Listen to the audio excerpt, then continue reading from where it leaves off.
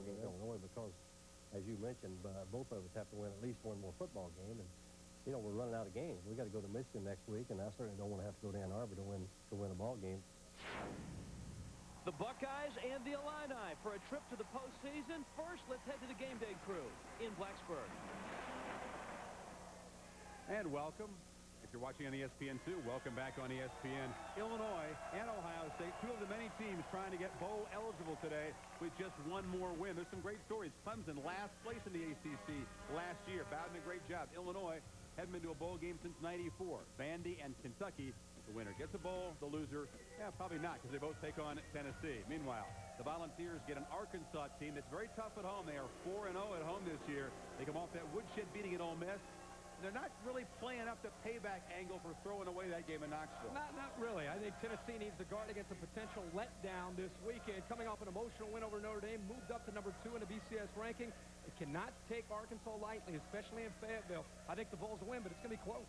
Forget about it. I've seen Tennessee twice in person. No weaknesses. They'll beat Arkansas by 2 touchdowns at least. They want to beat them by 3. That's the magic number. Get 21, 28-point margin. The computers like that.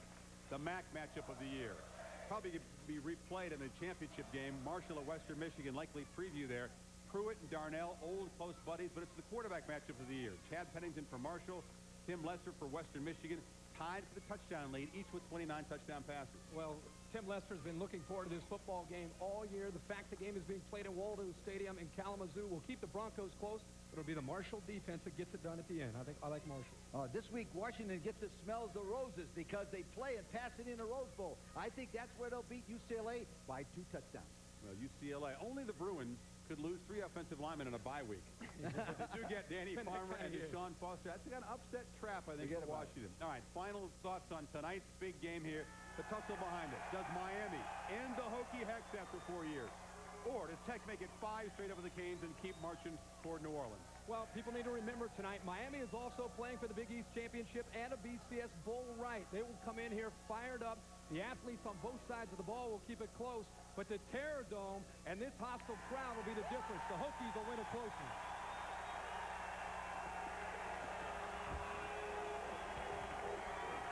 Look out. It's Big Bird. We thank you for watching Sesame Street. Yeah, really. We'll see you back here throughout the day from Lane Stadium. Time now for some college football on ESPN and ESPN2. West Virginia against BC at Chestnut Hill. On ESPN2, Illinois and Ohio State, the old horseshoe. Mercy.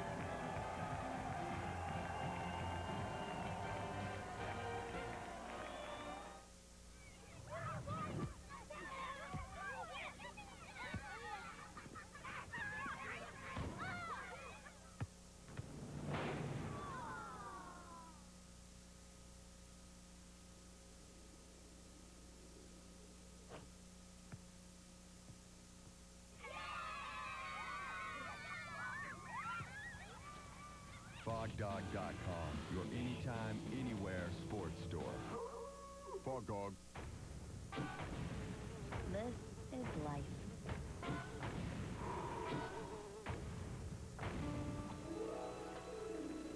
This is getting every mile you can out of life. And this is how you get there. Kelly Safari radials are engineered for long mileage. Of course, that's no guarantee you'll live harder or go farther. Just an invitation. In Columbus today, the Buckeyes try to prevent a fall, while the Illini try to continue their rise. Bowl eligibility. For John Cooper, it's rarely been an issue. 10 straight bowl appearances, the last 5 on New Year's Day. This year is different. This year, the Buckeyes are desperate. They need one more win to go bowling. It's a different mood at Illinois. Ron Turner has rebuilt a once proud program. The Fighting Illini need one more win to complete the turnaround. One more win to the promised land.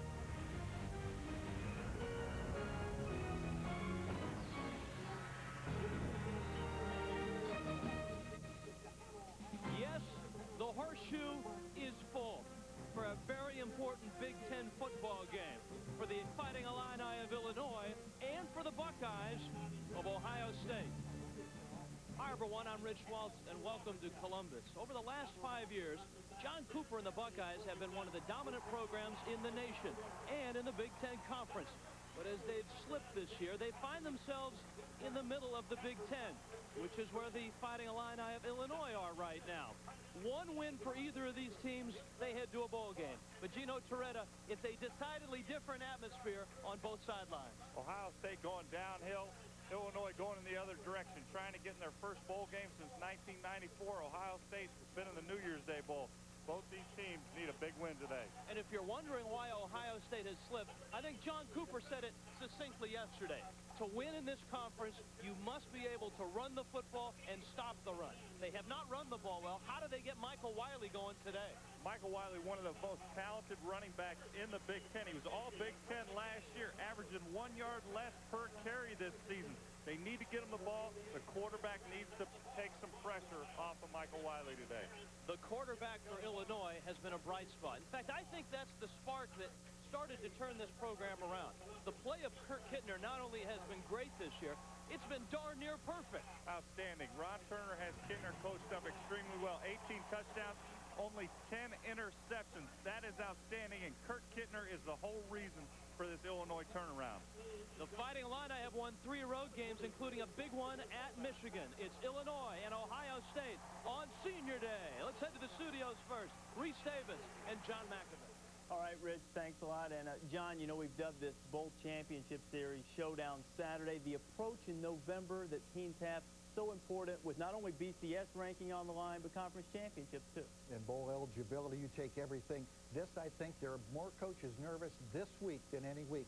And they take that nervous energy. Some of them just get hyper, they get real tight. Others just can't wait for the game to get started today. And as we see in Ohio State and Illinois, 2 teams that might actually be going in different directions. I think both of them feel pressure today. And in the Big Ten, also Penn State hoping to at least lock up the Rose Bowl after being upset last week, rather. Penn State still has another game after this one. Wisconsin, Ron Dane going for the record, and we're going to be here to keep you up to date on all of that as it unfolds throughout the day. And tonight on ESPN2, couple of SEC battles. The South's oldest rivalry, Auburn and Georgia, between the hedges, that gets underway at 6 Eastern time. And speaking of bowl eligibility, Kentucky and Vanderbilt. The winner is bowl eligible. The loser in huge trouble because each of these teams finished their season with Tennessee. Coming up from the Horseshoe, Kurt Kittner going to try to do his part to keep Ohio State out of a bowl, at least for now. We'll go to the Shoe in a bit. 3 years ago, my IT guys told me there'd be 2 kinds of businesses. Those with a vision to master the internet, and those without. And we didn't want to be the second kind. Then Dell came to see us. They showed us how to use the internet for direct relationships with our customers, suppliers, everyone who's a part of our business. With Dell's support, there's no limit to where I can take this company. We always knew we needed the internet. We just didn't know how badly. Be direct. Dell. Dell servers use Intel Pentium 3 processors. Recently, BarnesandNoble.com sent John Gray, author of Men Are From Mars, Women Are From Venus, out to deliver his book.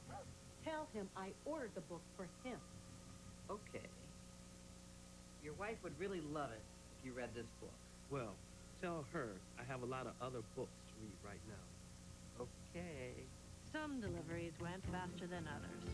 In the end, they were all happy, satisfied customers. BarnesandNoble.com. We bring writers home.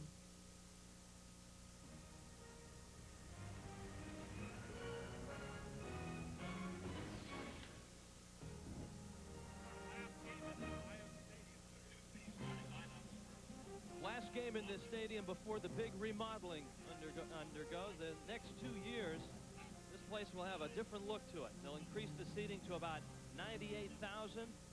Right now, they've got about 89,000 in the house, including one more, and that's Don McPherson. Donnie? Hey, Richard, in order for Ohio to get this all-important 7th win, their offense must make dramatic improvement.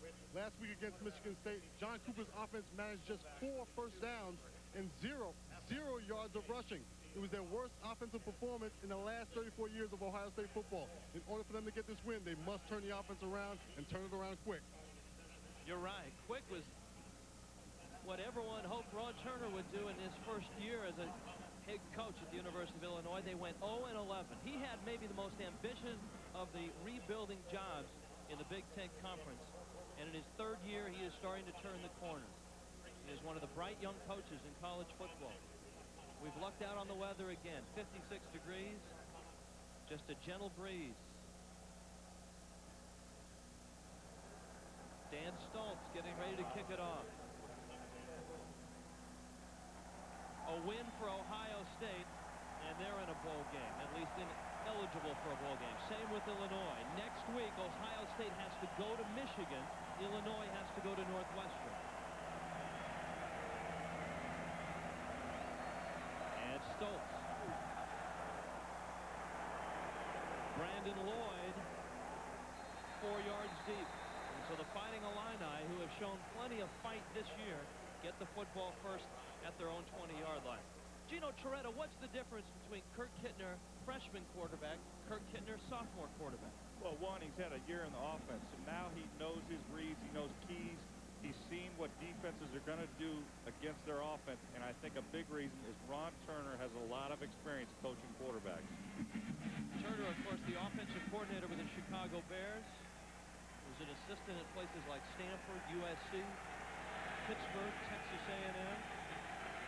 And he's done a wonderful job with Kittner. Blitz coming. Kittner is hit.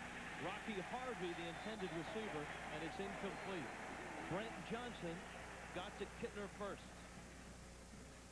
Ardell starting lineups. Illinois' offense has put up some good numbers, especially this kid as of late. Rocky Harvey, the diminutive sophomore at 5'9". He had a big game on the road at Michigan. Brandon Lloyd, 6 catches, 103 yards against Iowa last year. Yes, that is a Buckeyes in the middle. He's a sophomore. He's Ron's son and Dick's nephew. Harvey. And the little guy is out to the 25-yard line. It's a gain of 5. The Ohio State defense has struggled this year. James Cotton up front is a senior, has 3 sacks. He's out of Cleveland. The linebackers, usually the strength of this team. Niall Diggs is a very talented junior, but that's been a weakness so far for Ohio State. In the secondary, Gary Berry is out. Michael Doss gets the start, and so does Percy King. On 3rd down and 5. Kittner, little pitch and go, and he overthrows Brandon Lloyd. And the Buckeye defense forces a punt. The Buckeye defense, Illinois came out in a one-back formation twice that series, and Ohio State blitzed them both times. So the defensive coordinator, Coach Puckett for Ohio State, knows he's got to put pressure on Kittner because he hasn't made any mistakes thus far this season. Steve Fitz. Kenyon Rambo with a fair catch at the 36-yard line.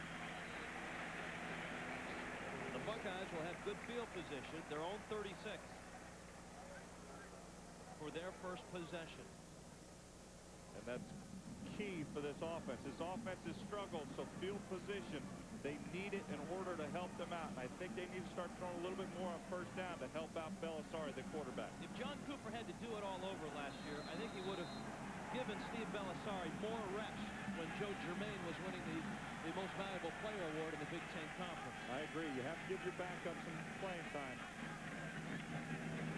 The pitch is to Wiley. And Wiley across the 40. He's got a gain of about 4 yards.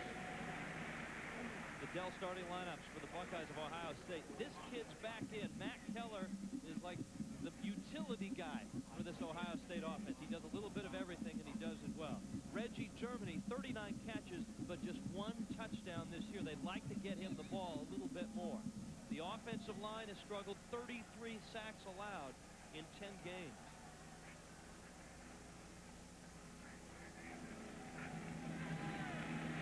Wiley again. And this time he's across the 45. He's got a first down to the 48-yard line. Danny Clark made the stop. We focused on the Illinois offense, but I think if Illinois' defense plays well, they've got a shot today. To play well, up front, they have to have a big game, including stopping Wiley. It's a 4-3 defense. The linebackers are active. Danny Clark, the leading tackler on the team, 89 stops. A change in the secondary. Tony Francis at the corner spot is out with a concussion. Trayvon Waller gets his first start today. And straight up the gut, Eric Gunther stops Michael Wiley. And Rich, what we're going to see is Illinois, they're going to try to put pressure on the Ohio State offense. Last week facing Michigan State, Michigan State blitzed one of every 2 snaps against Ohio State, and that is because they've had not a lot of production at quarterback. They're not even completing 50% of their passes. That's why teams are going to pressure and say, hey, we're not going to let you run. You got to throw the ball.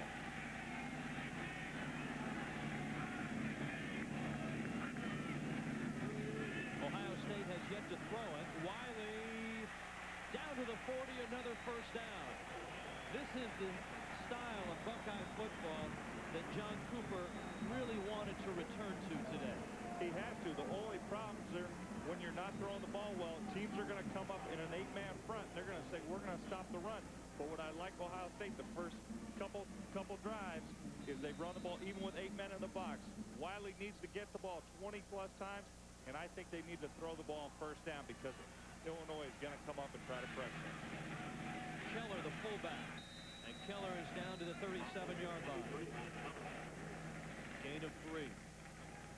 On the flip side, Illinois defense, they have to control Ohio State on first down. Put them in second and long, third and long situations, and pressure Belisari. Wiley is their guy.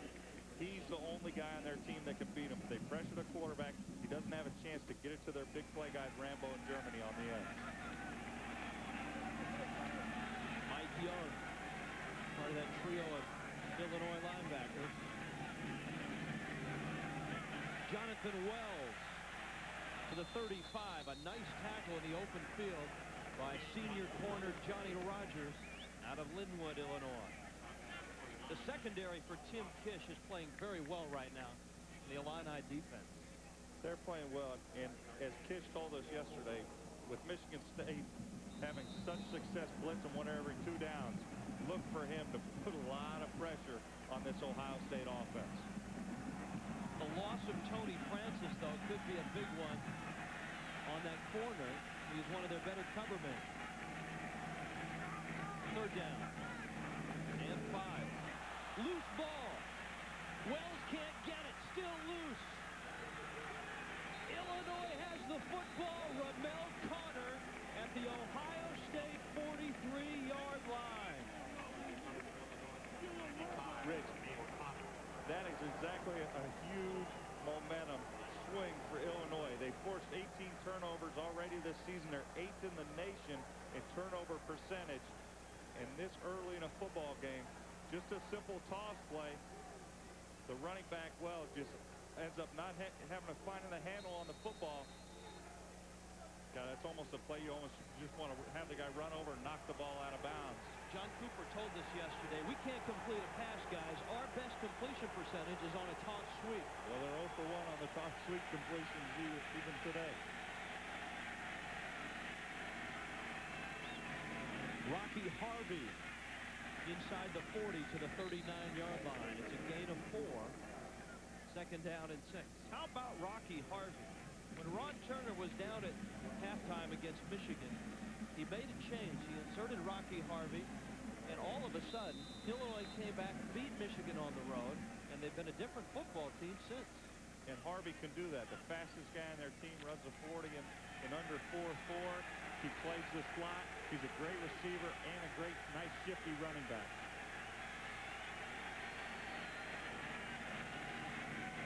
Kittner has time, and a man, it's Dean wide open, makes the catch at the 7-yard line. Percy King on the coverage, 32 yards. Kittner to Michael Dean.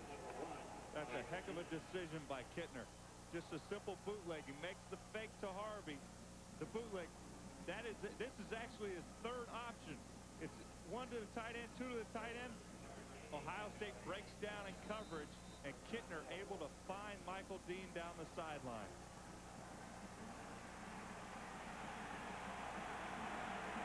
First and goal from the Buckeye 7. Harvey stops, holds, At the 8, a loss of 1. Jason Ott, the middle linebacker, made the stop. This series has been rather lopsided. The last 4 times these two teams have played. 1994. And only scored 9 points in the last 4 games against the Buckeyes. That's the last time Illinois scored a touchdown against Ohio State. But Illinois is 4 for the last 6 in this stadium beating Ohio State.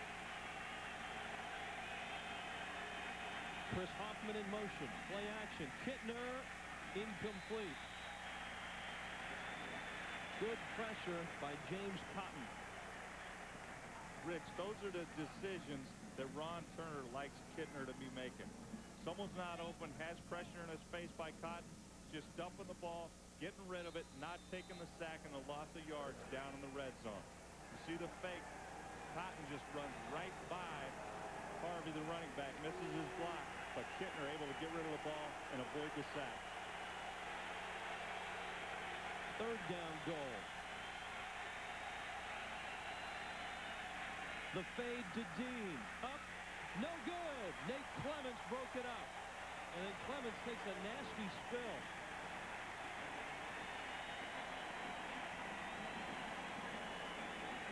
Rich, Illinois just trying a simple fade route. It's not a high percentage pass, that fade route to the corner, but they've had some success with it early in the season. There you see Kittner just going to the corner of the end zone where his guy can catch it or no one does. But Clements able to knock it away at the last second. Neil Rackers from 24 yards. And he drills it. A big Buckeye turnover, 3 Illinois points. The Fighting Illini score first in Columbus.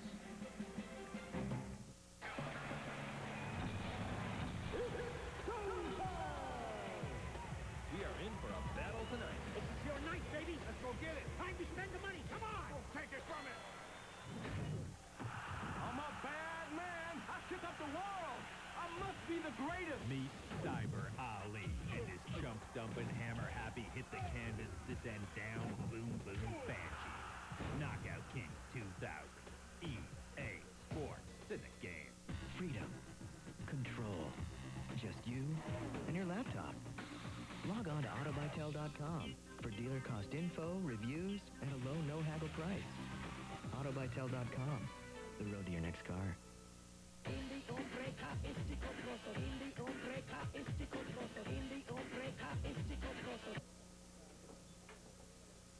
Rima Umbrello.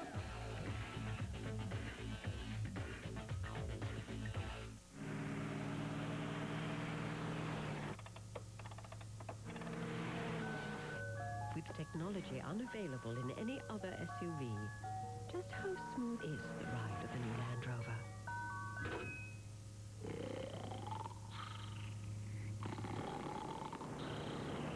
The new Land Rover. Technology you'll be comfortable with. Your Land Rover retailer has something else you'll be comfortable with.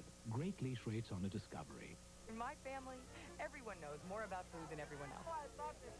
Hey, we're Italian. Uncle Al's got the perfect appetizer for you. He'll even show you how to eat it. Tony, he thinks you should get a nice big T-bone and make sure you sit next to him. Stella knows her salad. Lucy, queen of ravioli. Tonight they'll share it all with you at the Olive Garden. That's House Italiano. Share what you know, taste what you love. Vinny, all he wants to know is... You gonna finish that? Olive Garden. When you're here, you're family.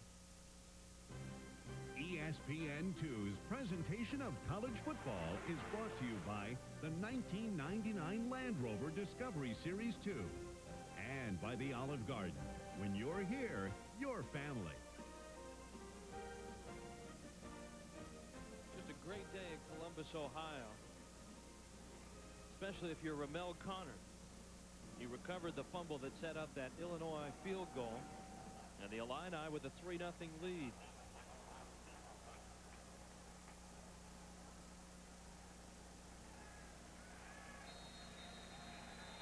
Neil Rackers.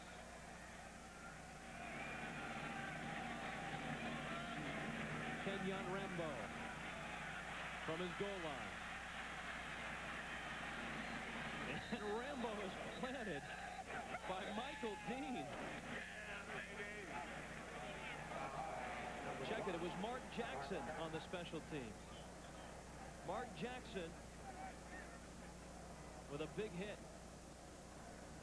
Let's take a look. This is the third down. Just a fade route. Kittner takes a quick drop, but Clements right there able to knock the ball away from Michael Dean. There you see the ball trying to jump over one of the barricades. Hopefully he didn't get hurt there. Ohio State did not attempt to pass on their first drive. Belisari, his first throw is a real duck. And that lands at the 40-yard line. Let's go to the studios. Reese Davis. Reese? Rich in Happy Valley, Michigan, and Penn State, the Nittany Lions perhaps still feeling that Minnesota hangover. Kevin Thompson fumbled the snap. Ian Gold recovers, set up a Michigan field goal. Penn State turned it over again, and Michigan's driving. Now, Minnesota and Indiana, Hoosiers needing to win out to be bowl eligible. Randall L. beautifully to LeBron Williams, 4-yard TD, and the Hoosiers up by a touchdown. Michael Wiley, right side, and Wiley is out to the 25. He's short of the first down. I don't know if I can speak for you, Gino, but I'm still feeling a Happy Valley hangover from last week's Minnesota-Penn State ball game. That was an incredible sequence of events at the end of that football game. Incredible sequence of events, and like everybody says, that's why they play the games, because everyone all but given Penn State the victory over Minnesota, and Minnesota ends up pulling it out with the last-second field goal. Third down short. Toss sweep Wiley. Oh, my. He's got the first down, but he may have a headache to go with it. Trayvon Waller made the stop for Illinois.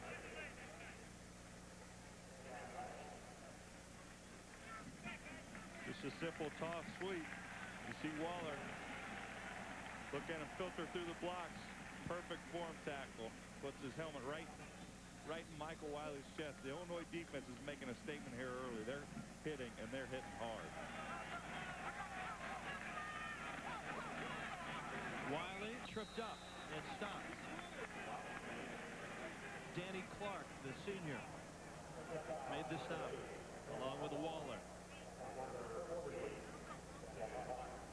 I think, Gino, in talking about the win last week, Minnesota's win over Penn State, we've seen that in the Big Ten this year. 3 of the 4 programs that hired new coaches 3 years ago have risen to the middle ground, and Illinois is included in that. Belisari on a quarterback draw out to the 35-yard line. I mean, sooner or later, some of those wins may not be major upsets anymore when the Indianas or the Minnesotas or the Illinois beat somebody. Well, I think all 4 of these new coaches have done an outstanding job. Ron Turner and Cameron Croy had the toughest job of the 4, but this conference is so tough. Even if you can, like you said before, if you can get to the middle of the road, that's a heck of a job coaching.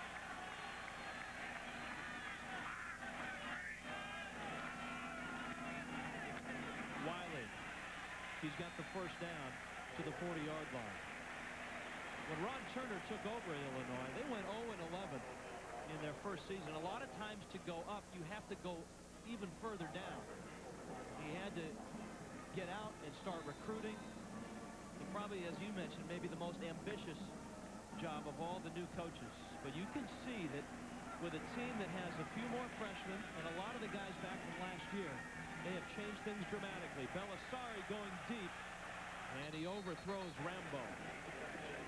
We'll bring up second down and 10. Rich, even though that pass isn't complete, I like the fact that Ohio State's taking a chance and throwing on first down. I don't necessarily think they ought to go for it all on first down. I think Belisari's got to think about his check down to the fullbacks, the tailbacks, and the tight ends so he can get his feet wet, as they say, and get some completions.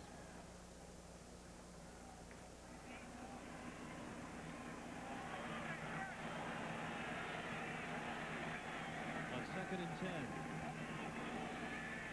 That one's deflected and incomplete. Danny Clark got a hand on it. And it's third down and 10.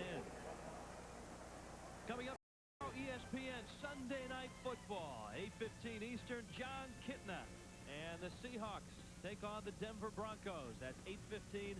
It begins with NFL primetime. Then on Monday Night Football on ABC, the Jets and the Patriots. Curtis Martin and the Jets, Drew Bledsoe and the Patriots.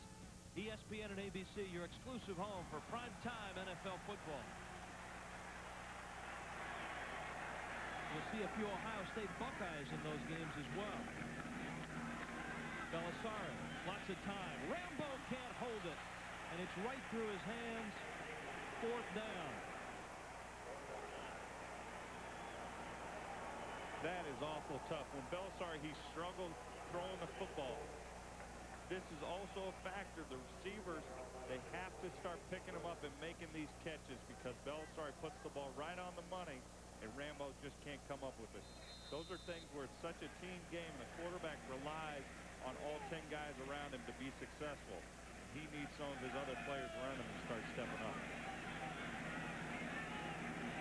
Dan Stoltz is in for the punt. Eugene Wilson deep for Illinois, and he better move up because this one is going out of bounds, and this may come back close to midfield. Wow. Ohio State off to a slow start, needless to say.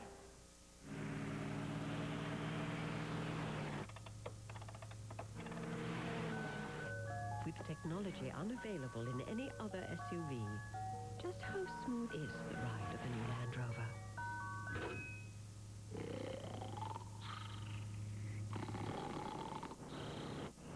The new Land Rover. Technology you'll be comfortable with. Your Land Rover retailer has something else you'll be comfortable with. Great lease rates on a Discovery.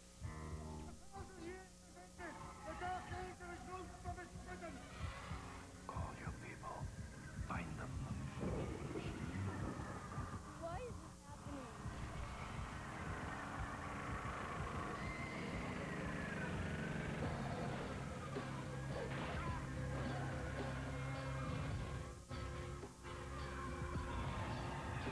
End of Days. Rated R. The end is coming. Wednesday, November 24th. Exciting episode of...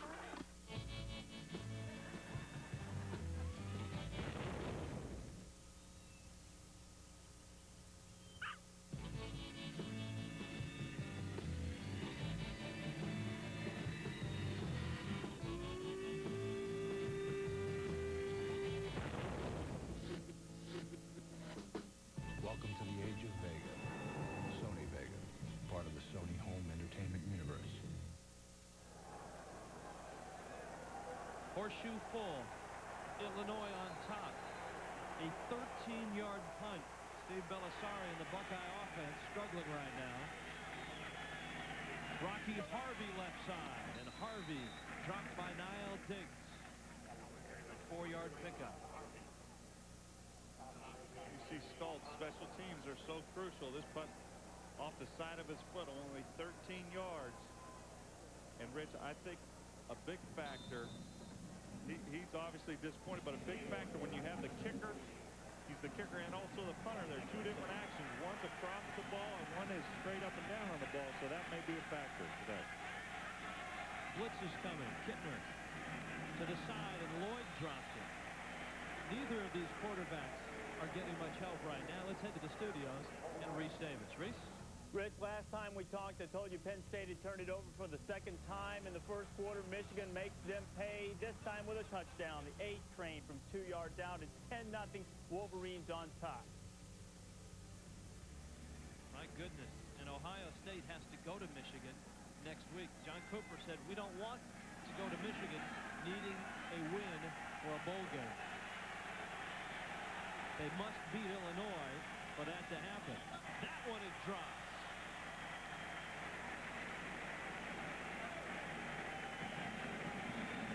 And the Ohio State defense has held. Nate Clements on the coverage. Rich, I think early on, just like you said, we're not seeing the receivers step up and make plays for these quarterbacks. That's what good programs and good teams do. You need all your players to step up at one point or another during the football game and help out the quarterback. Make a tough catch. Steve Fitz, it's a fake. He'll throw it. Hickman the catch, rather Jamil Cook the catch, and he's got a first down. Fitz threw a touchdown pass last week out of a field goal set, and here on a fake punt, Jamil Cook makes the catch. Steve Fitz, the punter, he's 2 for 2 this year. And I think what this shows is what's on the line here today. Illinois wants this win today to go to a bowl game. There you see Fitz just completing the pass. Rich, I don't think he's 2 for 2 because of his throwing ability. I think it's just a matter of a good call and the receiver's wide open because he just doesn't want to throw an incompletion on that one. Oh, come on, Gino, that was a strike. That's a throw. Rocky Harvey's going to throw. My goodness.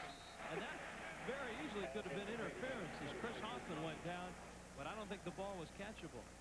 Boy, Ron Turner has just emptied the trickery section of the Illini playbook.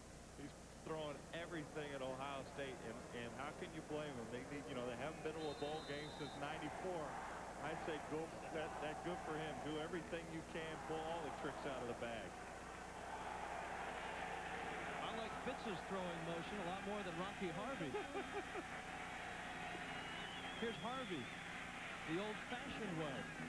He earns it down to the 25-yard line. He'll bring up third down and a long 4.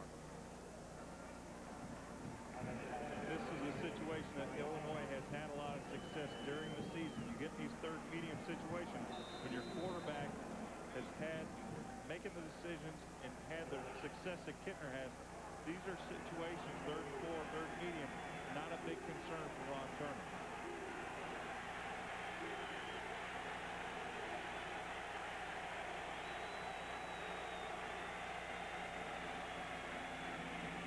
Harvey in trouble. Out at the 30, this will make it a 47-yard field goal attempt for Neil Rackers. Brent Johnson made the stop. There's one thing I didn't like there. Harvey, he's a young player, just ran out of bounds. Figured he wasn't going to get a few yards, but he's got to fight because it made the field goal 5 yards longer. That's a good point. Rackers last week hit from 50 and from 49. He's hit from 24 today. This one gets there. Barely. Neil Rackers.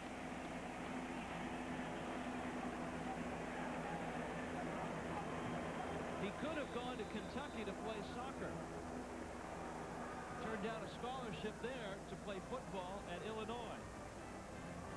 And Illinois on top, 6-0.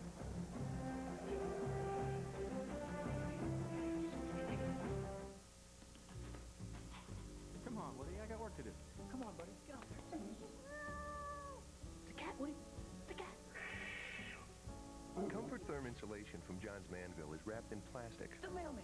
Go get the mailman. so you don't have to worry about itching, I know what'll get you down. which means it's easy to install. What? If you ever get to that point, see your home improvement center about Comfort Therm. There's less itch, or ask your Performance Home contractor. Now that I'm going to be out of work, What about our bills? What How am I about going to get compensated? where do we go? At my law offices, we represent the most important people, you. We'll handle your property damage, your medical bills, and, of course, compensation for your injuries. We are a law firm that takes pride in our belief that the needs of the individual client always come first. With over 25 years of personal injury experience, you can rest assured that at times like these, we know, and soon you will, too. If you're looking for hoops, look no further than ESPN2. First up, the nation's best backcourt of Scooney Penn and Michael Red lead Ohio State against the Fighting Irish. Then at 10:30, Zona's got the answer in the front court, and his name is Michael Wright. He powers the Wildcats against Kansas State. Notre Dame, Ohio State at 8:30, Kansas State, Arizona at 10:30. The preseason NIT, Tuesday on ESPN2. Nobody does hoops like ESPN2. The Big Ten is a conference of tradition. This is one tradition in Columbus. A friend of Gino, that is Neutron Man, wearing the Buckeye necklace.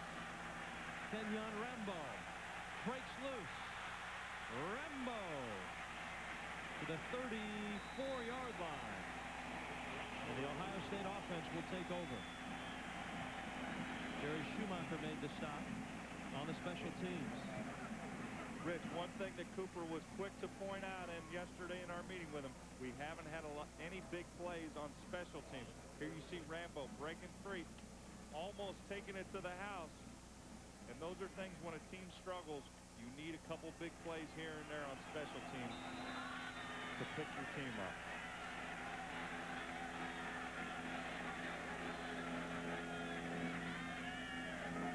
Rambo in motion.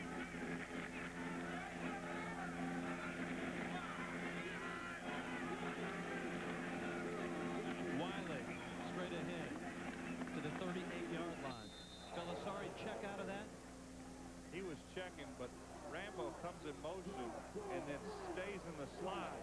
The Illinois defense did not adjust to it. I would have just stood up and just thrown him the ball, and you put your ball in an explosive player's hand, one of your fastest players on offense. Let him run with the ball. It's an easy completion. Completions have not been easy, though, today. Receivers have dropped balls. Wiley on the draw. Good tackle. Asim Flays, the senior out of Youngstown, Ohio. He was a Buckeye fan growing up. As a youngster, attended the studios in Reese Davis. Rich, Boston College Bowl eligible, but Tom O'Brien not certain that they are actually going to get a bid. Says they need more wins against West Virginia. It's not the way to get started. Brad Lewis finding Anthony Beck.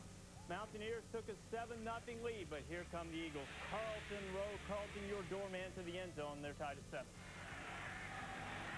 Here it's a 6-0 Illinois lead on third down. And short. Wiley, I don't think he has it. Good penetration by Ramel Connor. And the Buckeyes are going to punt the football, much to the displeasure of the sellout crowd. Rich, those are situations where we're used to seeing Ohio State in the past with a big tailback, a big fullback. They're going to get a third down in one situation. They put in 2 tight ends in a football game, only had 1 wide receiver, but they're not good enough up front this season to pound out a yard anytime they want to, like they have in the past. Dan Stoltz, remember his first effort was 13 yards.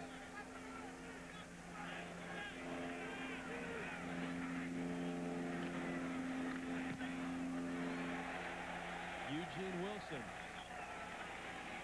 Wilson is out of bounds at the 27-yard line. Let's go down to the sidelines and Don McPherson. Donnie? Hey, Rich, you can sense the importance of this ball game on both benches. The Ohio State bench seems to be like a team with its back against the wall. They are very tense and very quiet. On the other sideline, Illinois is charged up with every big play. The big special team hit by Jackson, the fake punt, all those plays seems to energize this bench. They feel like they have a shot. They're taking advantage of every opportunity they get. Thanks, John. Illinois now. Their own 27. Buckeyes show blitz. Harvey, maybe a yard. Jason Ott made the stop. Well, Ohio State is really living up to what Fred Puggis told us yesterday. We're going to bring just about everybody. They did. They brought the corner there. Nate Clements on a blitz late, and Kittner wasn't able to pick it up. Those are types of situations. The more experience Kittner gets, may be able to see an earlier audible throw the football. You don't want to be running the football into those blitzes like that.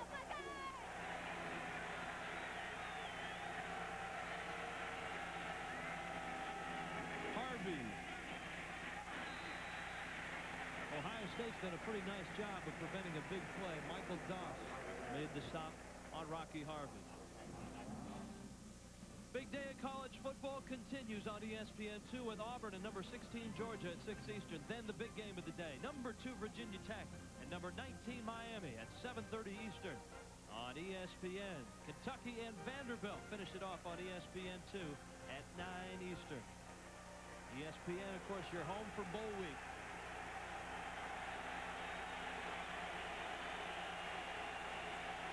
Kittner in trouble. To the sideline, man wide open. It's caught by Walter Young. A third-string quarterback turned wide receiver, and Young is out at the 41-yard line. Rich, I know Kittner's only thrown 2 interceptions this season, But this play, they run trips to the right side of the field all over here. Trying to get a one-on-one with Michael Dean. He's just essentially throwing this ball, trying to get it out of bounds. Here's the trips with 3 wide receivers to the left side of the field. Trying to isolate Dean on the other side. When things go your way, they go your way. Harvey to the 39-yard line, quickly to Reese Davis. Reese. All right, Rich, Tennessee and Arkansas. Remember this game turned on a turnover last year. Not sure if you remember that. T. Martin behind Jamal Lewis, got a hand on it, and David Barrett, Suey Pig, 43 yards, and the Hogs are on top at home, 7-0. Minnesota and Indiana, that game tied at 7. Cock from a touchdown pass to Johnson. He tied Tony Dungy for 4th on Minnesota's all-time touchdown pass list. Reese, I remember that turnover. Glenn Stone, remember the fumble? Tripped on a sprinkler head. Second down. Kittner. Another man open. It's caught by Brian Hodges. I thought a flag was down. Something was thrown back to the 35-yard line. Hodges is down to the 32. It does not look like a flag. I think the official may have dropped something because he picked it right back up. Niall Diggs made the stop. I don't know. Maybe you were watching a little bit different game than I was. I didn't see anything come down on the field. But Kittner doing a good job there, keeping his feet moving. The offensive line giving him plenty of protection to get one of the tight ends open. Third down short. Steve Havard is in. He's a bigger back than Harvey, and he's got the first down.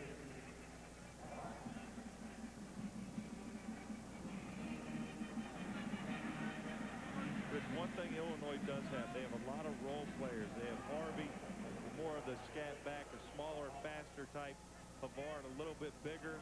And then Antonio Harris, the freshman, who's bigger than all of them, may end up being the best running back out of all 3 of them. But they're great role players. Ron Turner has Kurt Kittner over the sideline. The first quarter is in the books. The teacher and the student. So far, he's passing the grade. Which Sports Center do you watch? Now at 6 p.m. only on ESPN. I believe in taking the time to be right. Because it's a lot faster than being wrong. I believe in taking my clients seriously. My clients seriously. And myself less And myself. I believe integrity doesn't hinder performance. It is performance. It is performance. I believe we are driven to succeed because we are unwilling to fail. I work for J.P. Morgan. Trabajo en JP Morgan. I work for J.P. Morgan.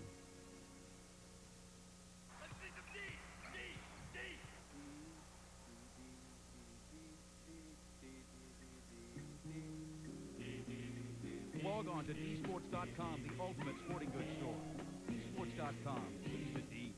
It's my mom's birthday. She's in Washington. I don't know what to get her. What'll make her happy? Hearing from you. Come on. So dial 1-800-CALL-ATT and call her collect. It's the same low rate every minute, everywhere. Dial 1-800-CALL-ATT for collect calls. Hi, Mama. This your daughter-in-law. Mom, Dad, if I'm paying rent, I gotta have a better breakfast than Mark. I know there's some dietary restrictions at the table, but no way. What would you like, Mark? Potatoes, sausage, Would eggs. you like me to serve that to you in a nice warm skillet? That would be great. What does this look like? A Holiday Inn? Want a better breakfast? Try our award-winning Best for Breakfast menu at today's Holiday Inn. Welcome to OnSale.com. Going sideways. Folks, this is the Cyberbase. It guides you through the computer store inside your computer. 11th floor, where the biggest computer brands are always on sale. Virtually speaking. Going diagonal, auctions hard to find items, and those love ones? Whoops. Someone's mouse is wandering. Remember, at OnSale.com, we're computer focused.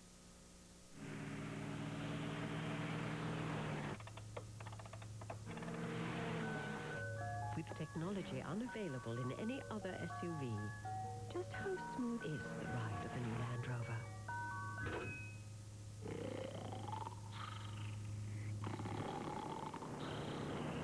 The new Land Rover. Technology you'll be comfortable with. Your Land Rover retailer has something else you'll be comfortable with. Great lease rates on a Discovery. 6-0. Illinois on top of Ohio State. We start the second quarter. The Illini at the Buckeye 30 on 1st and 10. Kittner, lots of time. Towards the end zone, Dean caught it! It's Brandon Lloyd, touchdown!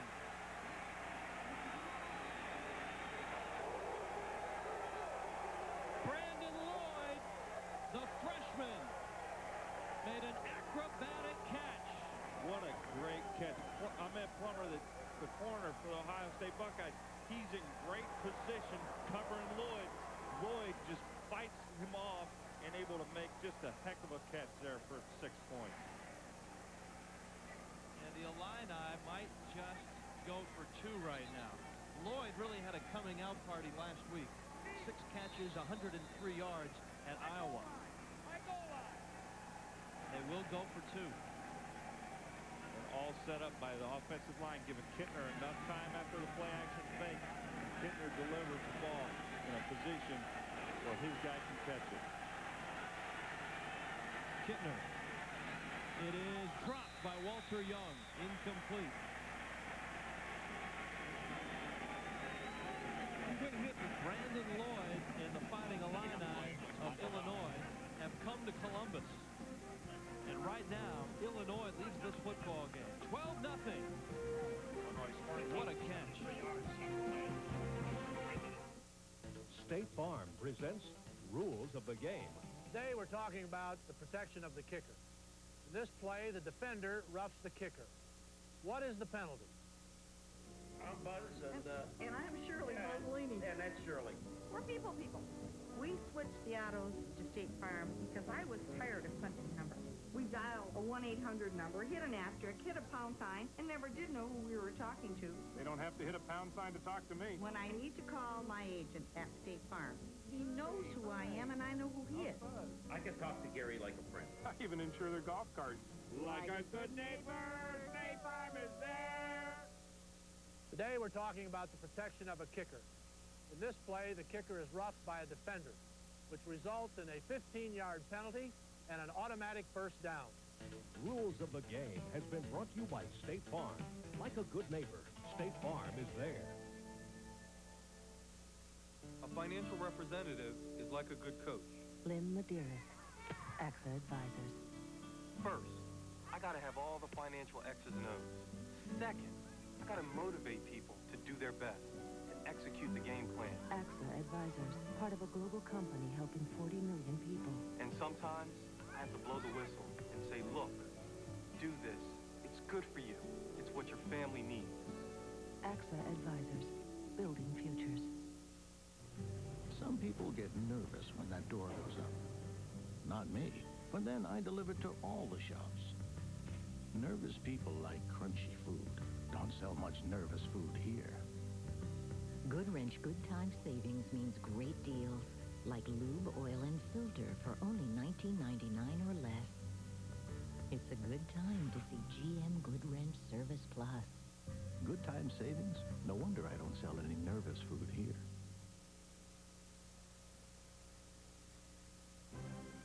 ESPN2's presentation of college football is brought to you by GM Goodwrench Service Plus. For a dealer near you, visit gmgoodwrench.com. And by Paramount Pictures' Sleepy Hollow. Starts Friday, November 19th at theaters everywhere. Rated R. It's a quiet day on the Ohio State campus. Just as quiet inside Ohio Stadium. Kenyon Rambo will down it, and the Buckeyes down 12-0 will have it at their own 20. Rich, this play is set up beautifully. You see Kittner make a good play action fake. The line setting up a great pocket for him. And Brandon Lloyd able to undercut Ahmed Plummer. And a heck of a catch by Lloyd. Kittner just a little half roll. It's Young in the hands, but a good defensive play. Knocking the ball out at the last second by Dawes. Belisari, as things go from bad to worse for the Ohio State offense. Mike goodness.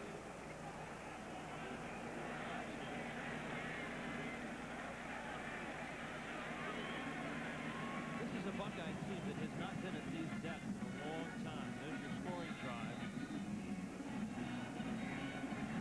Kittner adding to that touchdown to interception ratio now.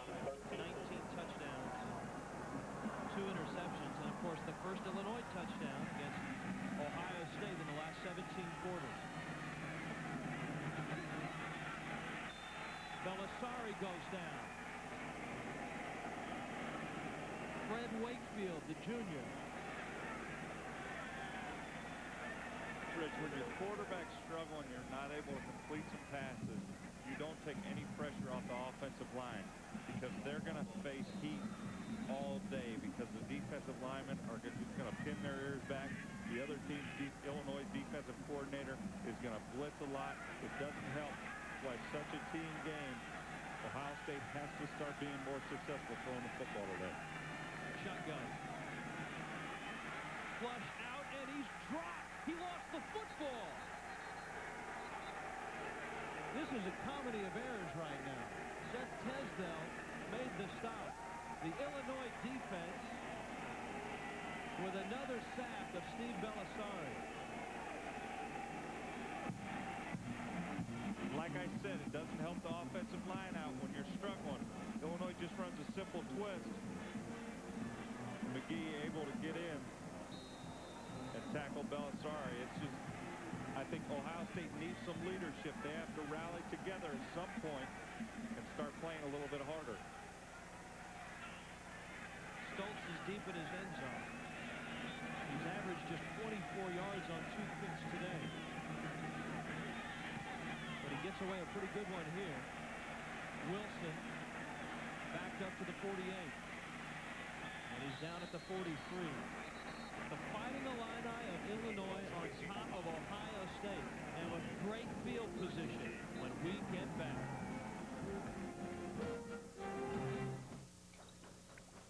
This is life.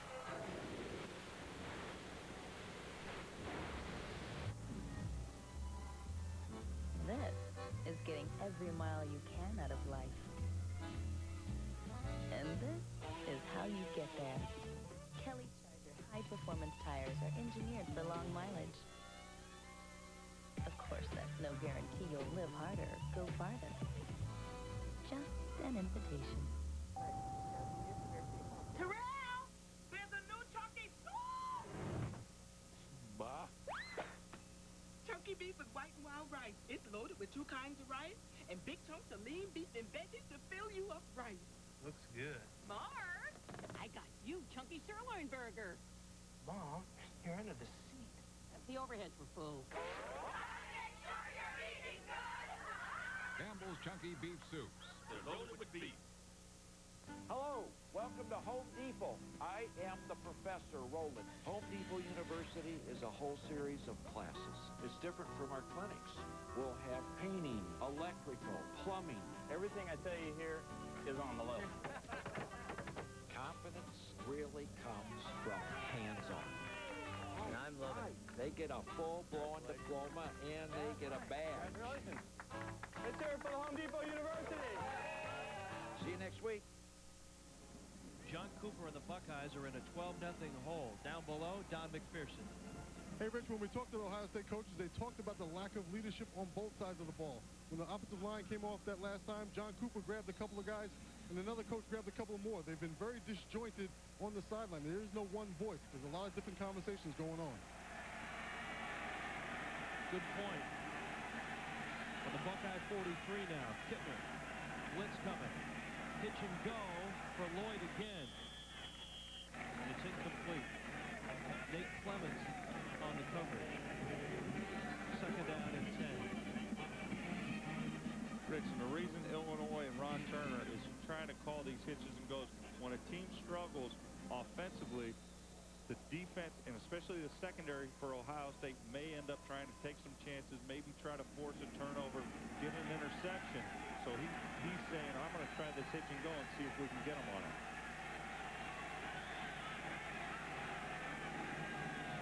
Steve Havard. inside the 35 down to the 34-yard line. Percy King made the stop. How about Steve Havard? Here's a guy who Ron Turner is the consummate team guy. Lost his starting job to Rocky Harvey, but has not pouted. Has played very well when he's been put in the football game. And he's a senior that you've got to know is enjoying this nice run by Illinois. Oh, I'm sure. It struggled the last couple of years, the whole Illinois team. But that's what I said. They have some key role players as every team needs, because Harvey can't play the whole game, nor Havard. And Havard might just get it here on 3rd down and short. He will, and he's close to the 1st down. He's right on the sticks. Harvey and Havard were splitting time at the start of the year, and it was Harvey who pouted somewhat that put Havard into the starting role. But the switch against Michigan somehow ignited the offense, and Rocky Harvey has been a big play weapon these last 3 games, while Steve Havard has been kind of the blue-collar guy. Here's a look at the two together. And, Rich, I think a big part of that is experience. Harvey, the younger player, Havard, like he said, the senior. You need senior leadership on the team. And maybe Havard, I'm sure, went to Harvey and said, hey, pick this up. We need all of us to play well to go to a bowl game. Havard did pick up the 1st down, and Harvey is back in. He gets the ball on a draw to the 31-yard line. It's a gain of 3. Mike Collins made the stop. Since that Michigan game, and what an incredible comeback it was for Ron Turner and the Illini in the Big House to turn around a halftime deficit and beat the Wolverines. Rocky Harvey, in the 3 games since, has really shined. He had the big catch and the big run in that second half.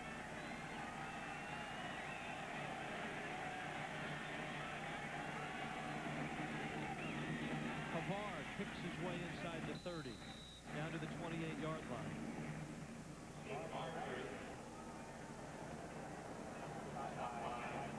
There are the last 3 games for Harvey. At Michigan, 2 catches for 61 yards, included, along with the 106 yards rushing. He really ripped Penn State apart. Illinois played Penn State very tough. Very tough. That was a closer ball game than the score indicated. And that's this whole Big Ten Conference. Is all these teams are very, very good, and they end up beating each other up all season. 3rd down. Shotgun for Kittner. Lots of time. Kittner's going to scramble, and he's going to get the 1st down. A hook slide to the 20-yard line. And the sophomore out of Schaumburg, Illinois, has a 1st down. Rich, the one thing I like about that is Kittner may not be the fastest quarterback in the country or even the Big Ten with Randall L. and Billy Cockman in Minnesota, but he knows when to pull the ball down and run. All his receivers are covered, knows his 3rd and medium. Hey, I can get upfield and pick up the 1st down.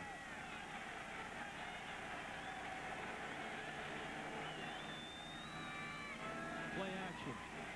Little swing pass to tight end. Josh Whitman is out of bounds with an Illinois 1st down at the 8-yard line.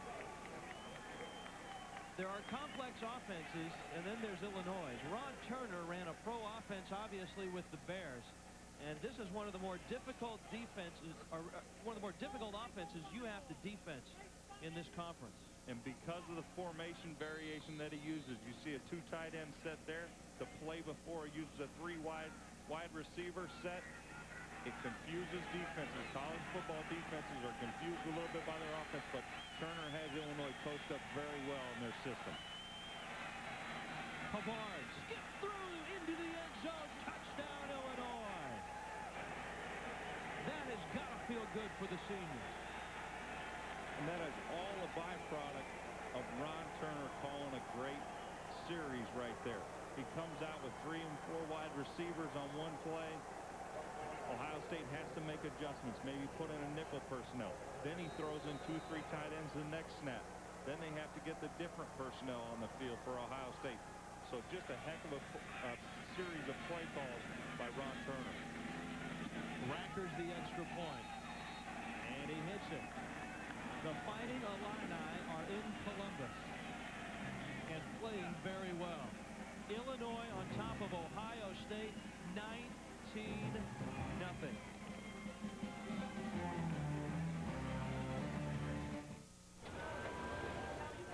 Stuart, can I see you in my office, please? That kid is sick. Pins and squeaky. Very sick. Get in here. Sure thing, Mr. P. Stuart, I just opened my Ameritrade account. Let's light this candle. Go to Ameritrade.com. It's easier than falling in love. What do you feel like buying today, Mr. P? Kmart. So research it. All this stuff is provided for you free of charge. No cost. Yeah, that's synonymous with free. Looks like a good start. Let's buy. Let's buy 100 shares. All right, click it in there. Okay. How about 500? 100, Stuart. Feel the excitement? You're about to buy a stock Okay. online. Oh, fabulous. I'm thrilled. What'd that cost? $8, my man. $8. $8. Riding the wave of the future, my man. I gotta get a soda. I'm sorry, Mr. P. I'm having a party on Saturday night if you really want to go. I'm going to try and get there. Thank Happy you, Stuart. trading. Thank you. Rock on. All right, Stuart. Call toll-free 1-888-495-8500. Ameritrade. Believe in yourself. Want to win a trip to Super Bowl 34 and other prizes from Visa and UPS? Tune into Sunday night's game for your chance to win. Enter the ESPN Sunday Night Football Sweepstakes presented by Visa and UPS. I don't have to enter. I'm in the halftime show. Watch or log on for more details. A great tradition continues on ESPN2. Friday Night Fights.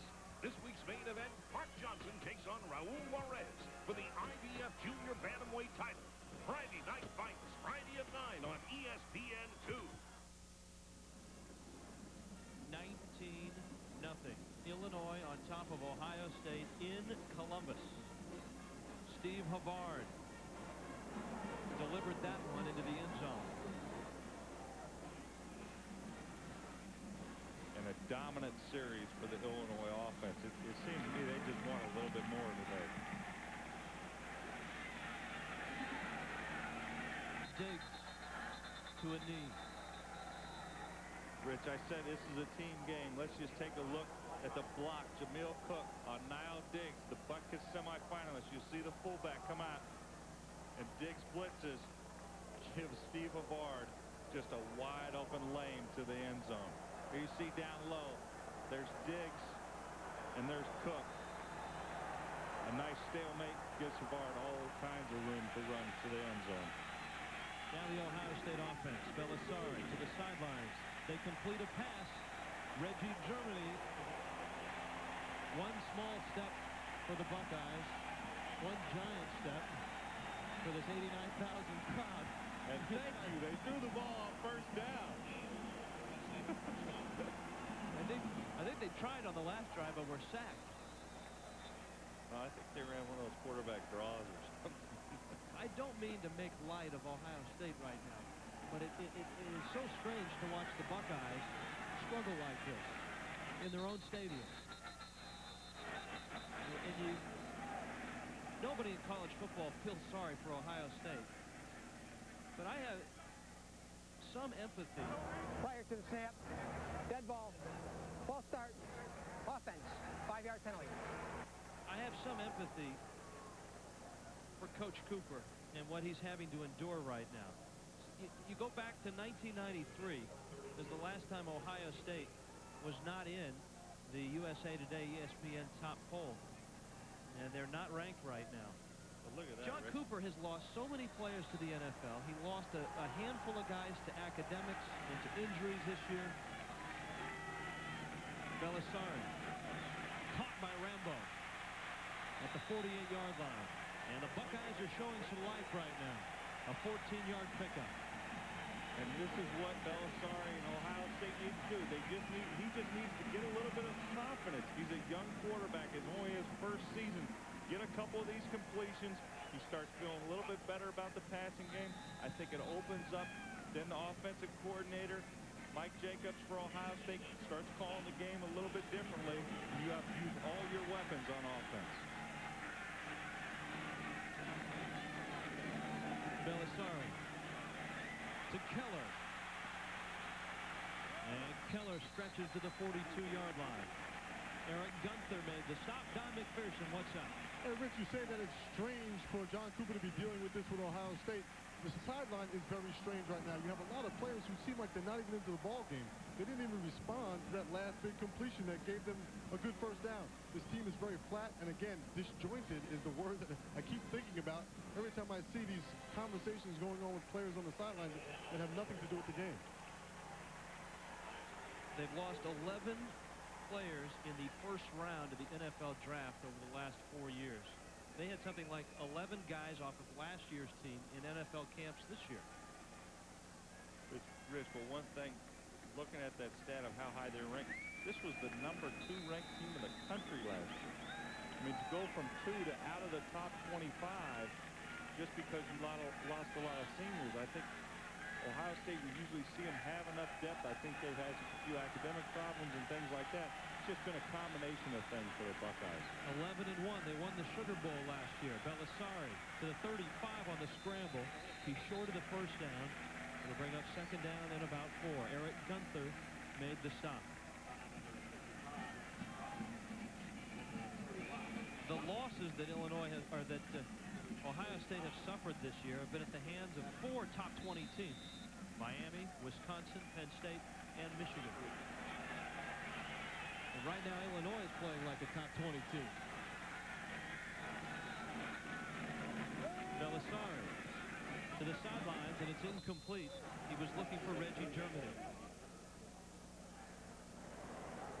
And that was the pressure. They blitzed Trayvon Waller from the secondary there on the last play. See, there's the blitz by the linebacker coming through Clark. Just pressures Belisari a little bit to move his feet, throw the ball high. He's trying to throw the ball over Waller there on the left side. Third down 3. Wiley, big hole. He could go. He's 10. He's touchdown Buckeyes. 35 yards.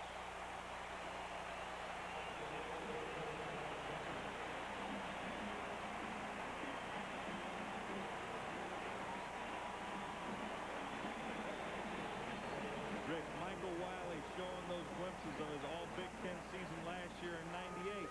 I think it's all a matter of Ohio State having a few plays of success of throwing the football. It's going to open everything up for the rest of their offense.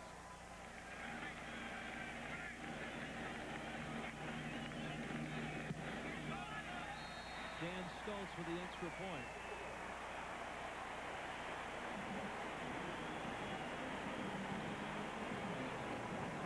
Michael Wiley and Ohio State not dead yet. The Buckeyes are on the board. Illinois on top in Columbus, 19-7. We're the Firestorm Cordless Combo Pack. We're the toughest tag team in the history of tools. I'm the Firestorm Grill.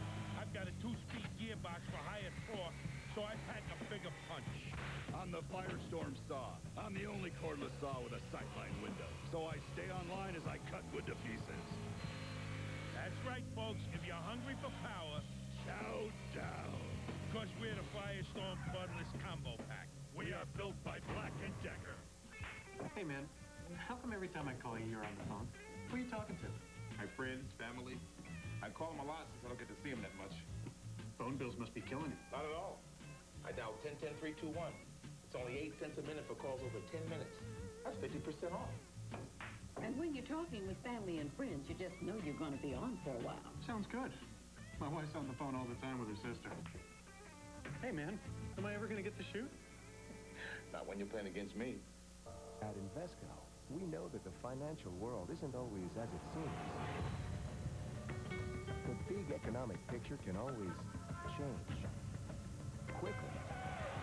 And to manage a fund, Invesco knows you need to be on top of the changing picture and know how it might affect you right at home.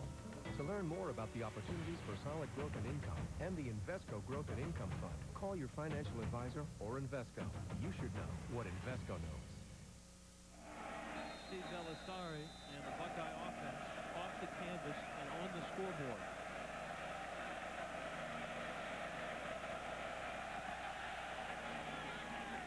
A short kick. Brandon Lloyd popped to the 28-yard line. the touchdown run by Wiley, Illinois gets caught in a blitz. They're going to bring some pressure here from the right side. See Michael Wiley just run a counter play, and Wiley has the speed and the ability. All he needs is a little grass in front of him, and he's going to be off to the races.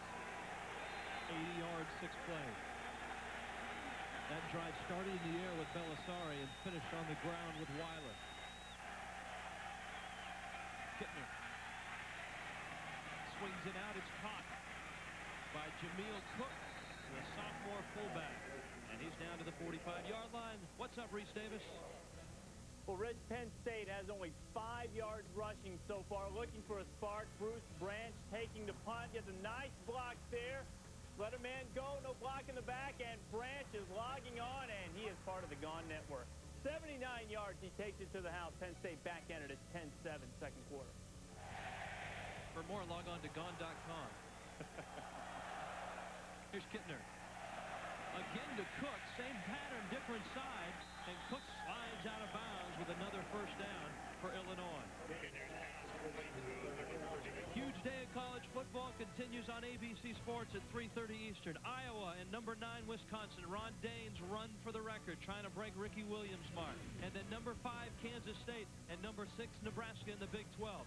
Washington is 2 wins away from the Rose Bowl. Maryland takes on number 1 Florida State. And then on the West Coast, it's USC and Washington State at 4.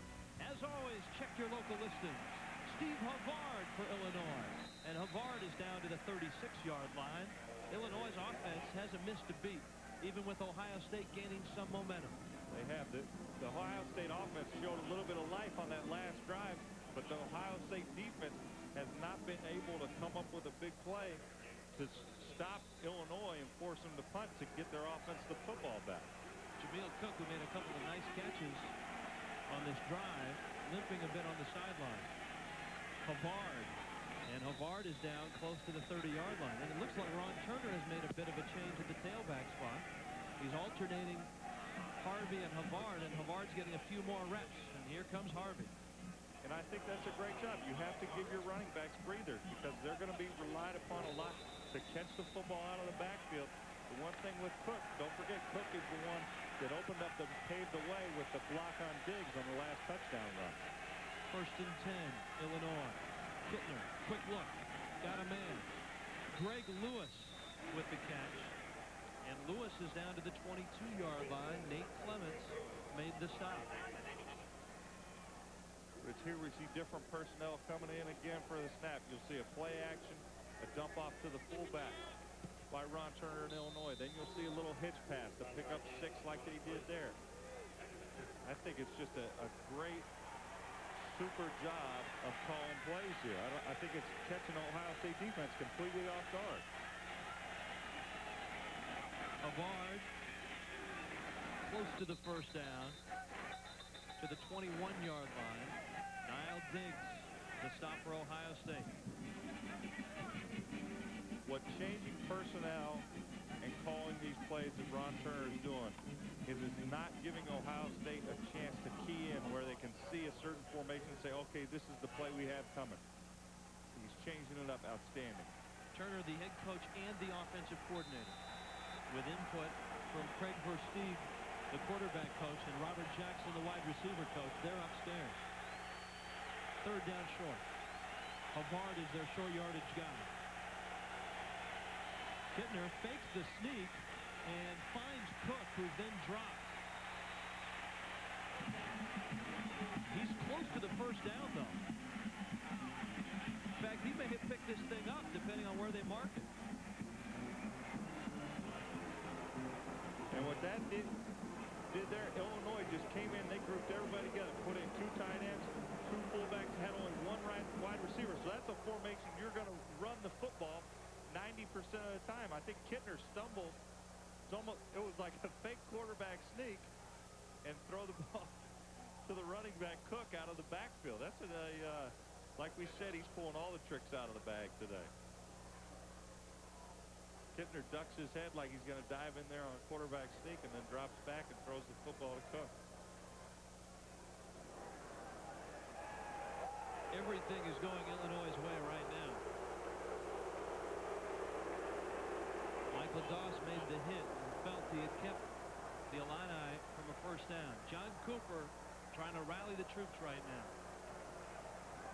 Doss only a redshirt freshman, but the coaches believe he's probably playing the best out of their whole entire defense. Gary Berry with a knee injury, not playing today in that defensive secondary. Brandon Lloyd in motion. Kittner, quick throw. It's Cook again. He's to the 10. Cook busts his way down to the 2-yard line. Percy King made the stop. Jameel Cook has made 3 big catches on this drive. And the key block on the touchdown run on the last drive. But it's all brought about by Ron Turner sending Lloyd across the formation of motion. Ohio State busts the coverage, and they don't cover Cook coming out of the backfield on the passing route.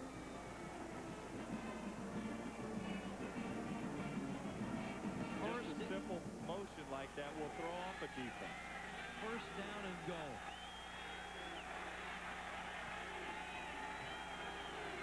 Havard hit in the backfield. He'll get back to the line of scrimmage. Second and goal. Percy King made the stop. Rich, that's one thing you'll see in college football. When a play works, when it's not broke, you know, just keep calling it. In the pros, you'll see an adjustment early on. You know, I think the players has more time to practice, to pick up keys as far as coaching. But in college football, you'll see Illinois probably the rest of the day call that play probably 4 or 5 more times. Second and goal. Kittner looking, throwing, incomplete. Third down and goal.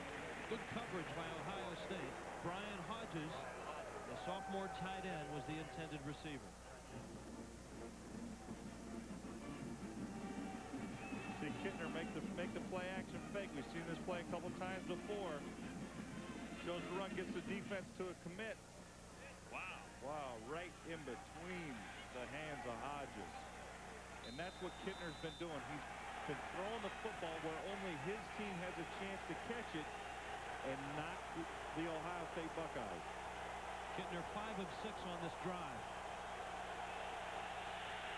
Havard up, but not over. Second try, not in. It will be 4th and very, very short. And it's a decision for Ron Turner. John Cooper wants a timeout.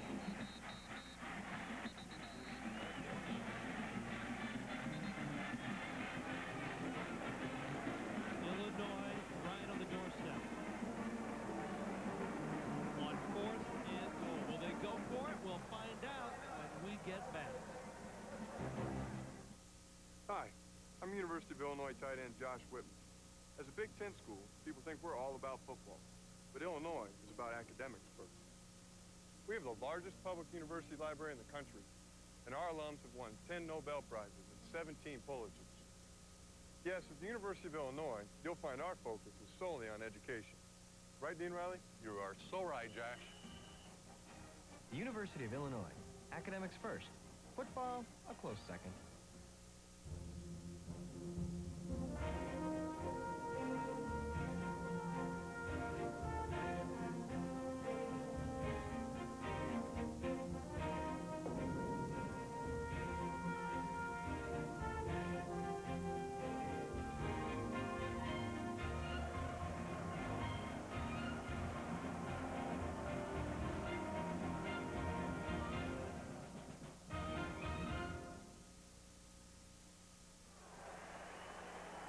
Decision time for Ron Turner. He will go for it. And I think this decision was made long before this drive. I mean, going for the fake punt, I think he's pulling out all the stops today. Kittner sneak. Is he in? No signal yet. I don't think he's in.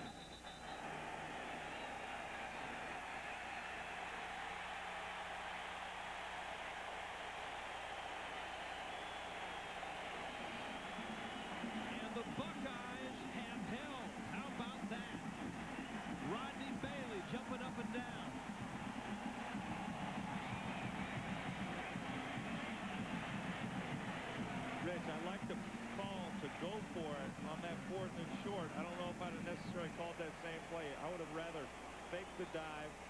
Let's take a look, see if Kittner actually gets in. The Illinois offensive line, I don't think gets a big enough surge there off the football to allow Kittner to get in. You see Bailey pinches down from the end and able to hit Kittner and avoid the touchdown. Man, that was close. Now the Buckeyes just try to get some breathing room. Be aware of the clock as you can see it. It's at 2:08 right now and rolling. Illinois has 3 timeouts left. And I think they may just start using them here if Ohio State doesn't get much on this play. Depending on what happens on this down, if they don't pick up 5 or 6 yards, I think then Illinois looks to call a timeout and get the ball back, run their 2-minute offense. A full house backfield. Wells is hit at the 1. And let's see if Illinois uses the timeout. They will.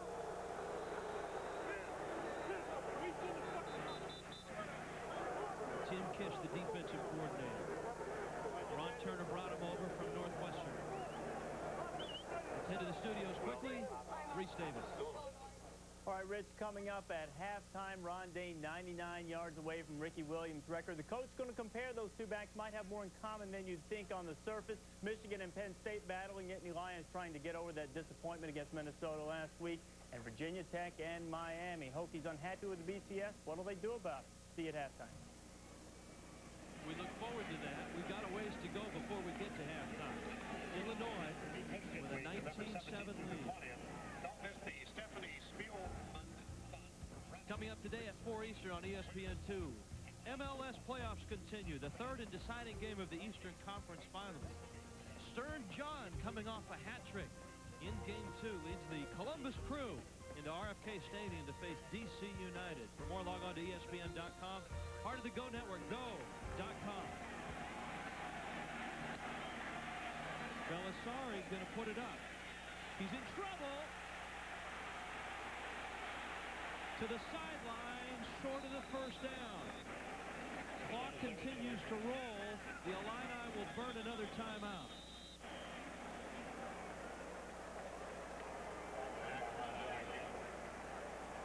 Mike Young made the stop. See Belisari come out, make the play action with the bootleg. But Illinois able to pressure him. There's Clark getting some pressure on Belisari. He had Wiley right in front of him. You see Wiley throw that block late. He had Wiley standing right in front of him, say, throw him the ball. I think if I'm the run, I'd rather see him throw it to him, let Wiley try to get the first down. Last 5 possessions for Ohio State. That was before this one. The latest of the possessions, the 80-yard touchdown. They opened with a fumble, 3 punts, then they scored. And now, Dan Stoltz.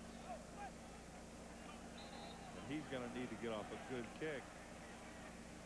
Else Illinois is going to come up with, they're going to have good field position as it is, but if he doesn't get off a good kick, they're going to end up having great field position. The Illini don't have the right personnel on the field. They get him off just in time.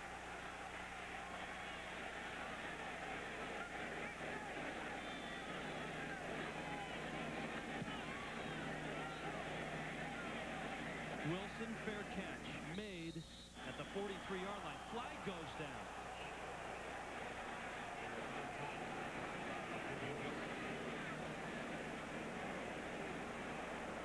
A flag down at the 43.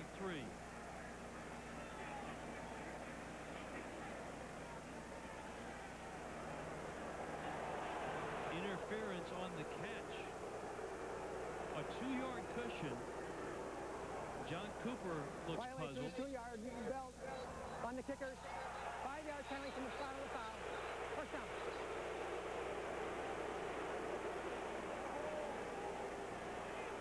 This is a little questionable. A 2-yard window. I think the Ohio State defender gives it to him there, Rich. That's a little nitpicky by the officials. And that's just a bad break for Ohio State there. I agree with you. Let's see if Illinois can capitalize. It's only a 5-yard penalty. Kittner for the shotgun. Illini have a timeout left. Kittner over the middle. Walter Young can't make the catch. It's broken up by Michael Doss. Second down and 10. As that ball was in the air, I thought we jinxed Kurt Kittner, only throwing 2 interceptions this far this season. He throws the ball late down the middle, and that is a cardinal sin in football, and especially for a quarterback to throw the ball late down the middle. You saw one of the reasons they really like Walter Young, though. 6'5", third-string quarterback is making a nice receiver. On the draw, Pavard goes down inside the 30, close to the first down. Clock continues to roll. It'll be third down and short. The Illini will not burn a timeout. This is a crucial third down if they have hopes of the end zone. Kittner, quick drop, quick throw. Dean does not make the catch. Plummer almost made the catch. As a matter of fact, it looked like he did. And now, Gino, Illinois either has to go for it on 4th and short or kick the field goal. See, Kittner just takes a quick 3-step drop. Dean on the slant. They get there at the same time. Plummer, the Thorpe semifinalist, able to knock the ball away from Dean right at the last second. And they're going to go for the field goal. Neil Rackert. He's 2 for 2 today. 46 yards here. He's hit from 47 and from 24. And there's a flag down.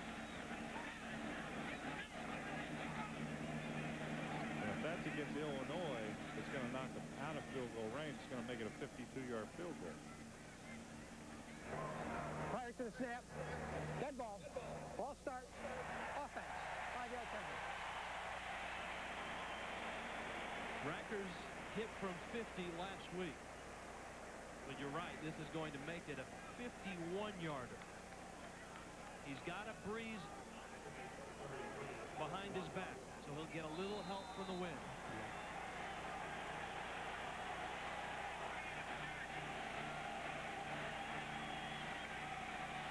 Rackers. It's got the leg, and it's got the accuracy. Neil Rackers, who had a big weekend last weekend, has 3 field goals today.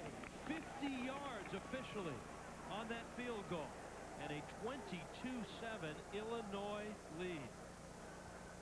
Special teams, such a big part of the game. Rackers, Big Ten Special Teams Player of the Week last week. And he's continuing his streak. He couldn't make it for the 2nd consecutive week this week after this game. Last week he not only kicked the football, Gino, but he caught the football. Here's a stellar day for a kicker. This is at Iowa. This is the 49-yarder.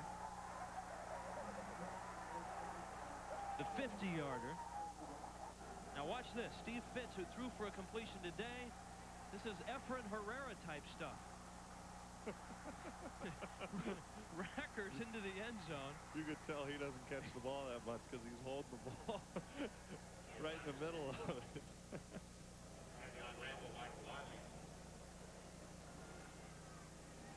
The big goal line stand by Ohio State. Illinois responds by getting at least 3 points out of it. Rackers. And Rambo. He'll bring it out. Flag goes down. Ball goes down. It's loose. Illinois may have it. They do. There's a flag down at the 20-yard line. Rich, forget about the flag. The flag is going to be holding on Ohio State return team. I saw the holding. Oh, my goodness. And when it rains, it pours. Rambo just trying to make a big play. And Illinois defender coming up behind just knocks the ball right out of his arm. That's a heck of a play. Penalty be refused. First down. That's a heck of a play by the defender on Illinois by the kickoff coverage unit. John Cooper and the Buckeyes are on their heels big time. And Rambo probably never should have brought it out. I agree. No, I think he should have brought the ball with only 30 seconds left. Might as well take a chance. But there you see the defender just knock it out from behind. Antonio Harris made the play. And we're back in that goal line situation. One timeout for Illinois. Kittner to the air. Incomplete. He was looking for Brian Hodges. Second down and goal. Rich, we were talking about Harvey and Havard earlier. Harris, the guy, Antonio Harris, the guy we mentioned, who probably may end up being one of the top tailbacks that this school has, able to make a big play on special teams. Illinois has got all the workings working for them today. They have all the little things that are bouncing their way, and the key players are making good plays. Buick halftime report is coming up next. 20 seconds left, first half. Illinois with a timeout left. Second and goal. Havard is stopped. They'll have to burn a timeout. It's become apparent, Rodney Bailey made the stop, that Illinois can't run the ball in tight. They were stopped on a goal line stand prior to the field goal. They threw on first down here. This is a dangerous spot, Gino, because it's third down without a timeout, which means if Illinois runs a play, a running play, they cannot afford to get up and spike the ball. There's not enough time, and they don't have the down to do it.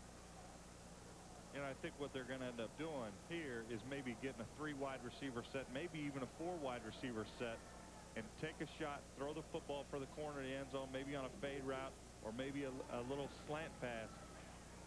Rich, the first couple play calls, I'm more of the sense I spread the defense out. I would rather run one back, spread the defense out. If they're going to give you the run, then try to run the football with one back, like Illinois has done in the past. I know they have the formational ability and the skill positions to try that, but I think that's what you'll see here. Kittner will take the snap and try to throw the ball for the end zone. A sack or a running play that does not get in all likelihood will end the half. Third and goal.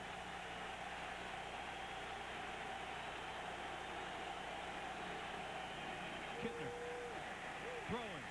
Whitman caught it. Touchdown, Illinois. Josh Whitman.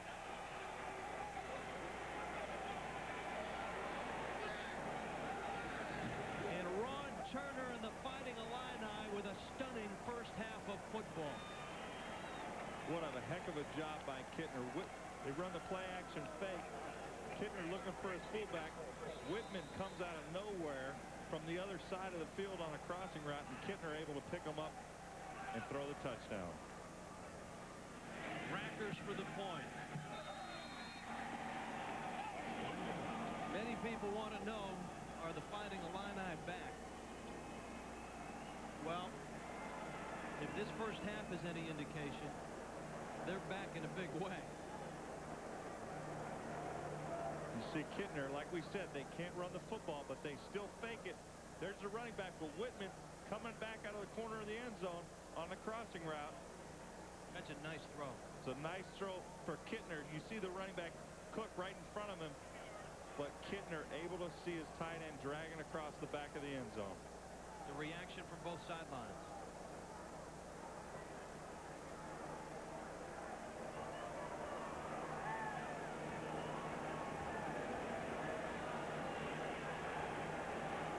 That about sums it up.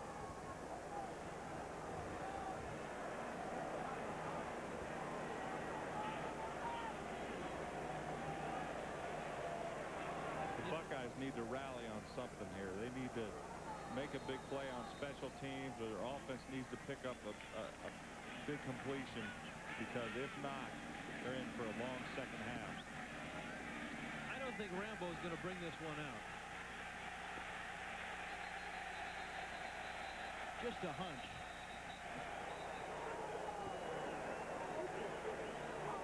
Kurt Kittner and the Fighting Illini, a 29-7 lead.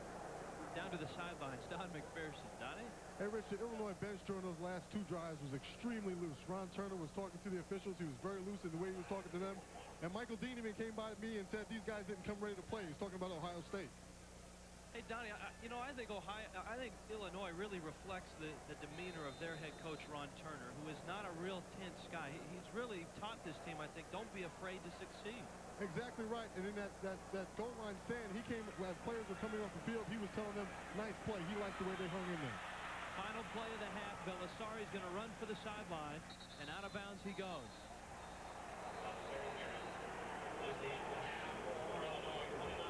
A stunning first half from Columbus. Ron Turner leads John Cooper. Illinois on top of Ohio State, 29-7. The Buick halftime report with Reese Davis. And Rich, not stunning so much because Illinois is leading, just because of the implosion of the Buckeyes. Coming up on the halftime report, James Boyd welcoming David Terrell to Happy Valley, and also the big one goes for the record. We're back shortly.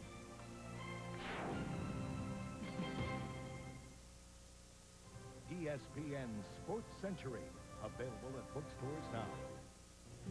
Some people get nervous when that door goes up. Not me, but then I deliver to all the shops.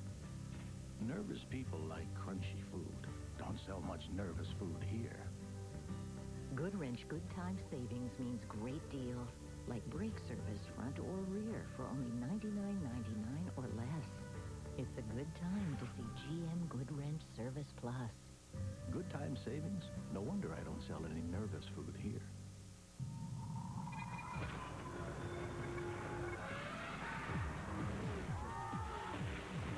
Are you ready for the drive of your life? The high-octane ride of the season.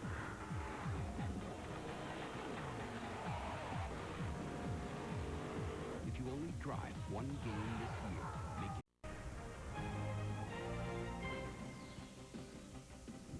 This halftime report is presented by Century by Buick, a luxury car for everyone. And glad to have you with us on the Buick Halftime Report. I'm Reese Davis along with John Makovic. And last Saturday, right here on ESPN2, one of the thrilling moments of the season, really, when Minnesota upset Penn State. But the residual effect, a problem for Jopa and the Nittany Lions. Players this week, LeVar Arrington saying, I only want to play in the Sugar Bowl. John Blick saying, I never thought going to the Rose Bowl would sound so bad. Didn't have time for this against Michigan, who came out with some trickeration. Drew Henson to Diallo Johnson, and back to Drew, who was spelling Tom Brady. And it was set up. The A-Train, who went in from the two. Couple of Penn State turnovers in the first quarter. And Michigan turned them into points and took a 10-0 lead. But in the second quarter, Michigan punting. Got to be sound in the kicking game. Here's Bruce Branch. Yeah, he takes this, he avoids several, gets a good downfield block. You know, Penn State only had 3 big plays last week against Minnesota. They're not getting them today either, except for this punt return.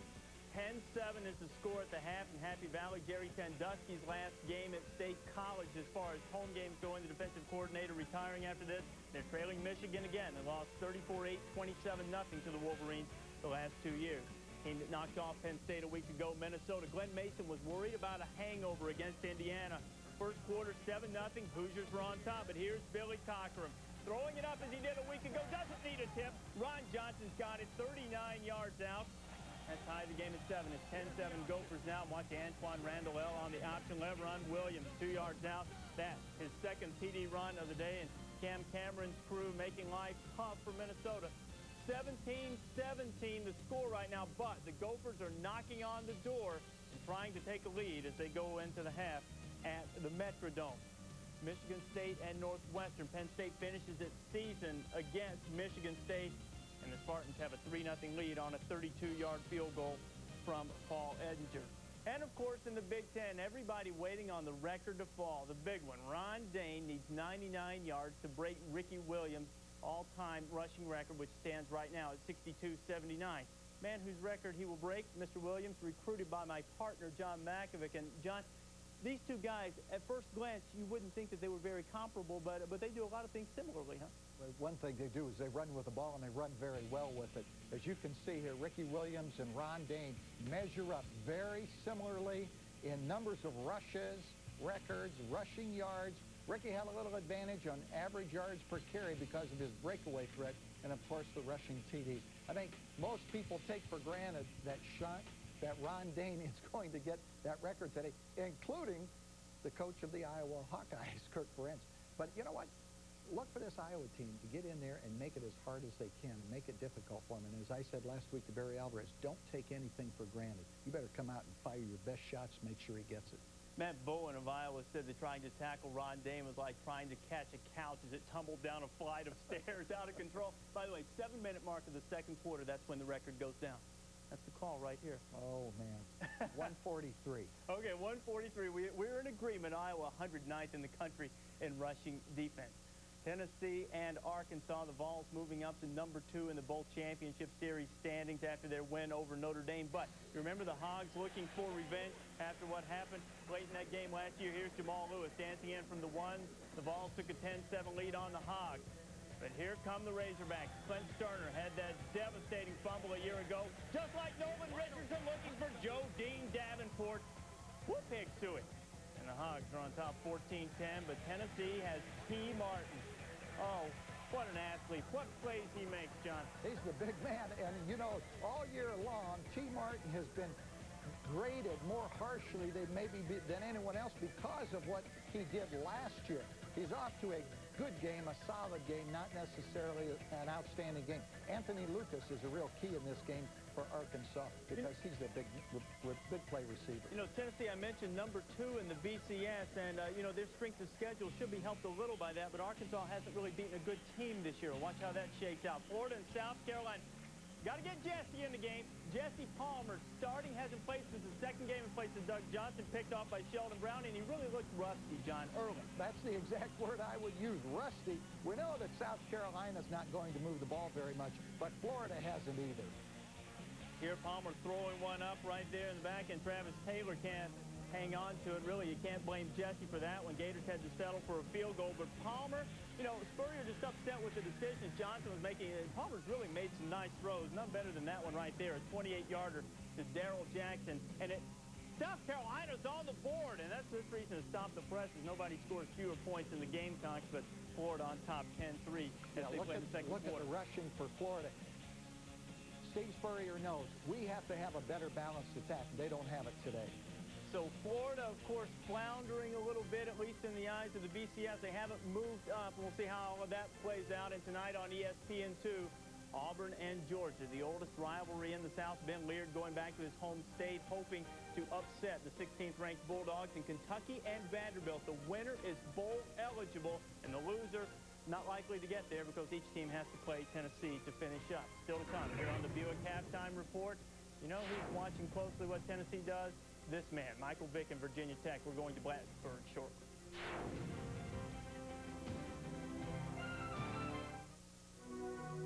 When we re-engineered the all-new 2000... Clear the air on wireless phones today.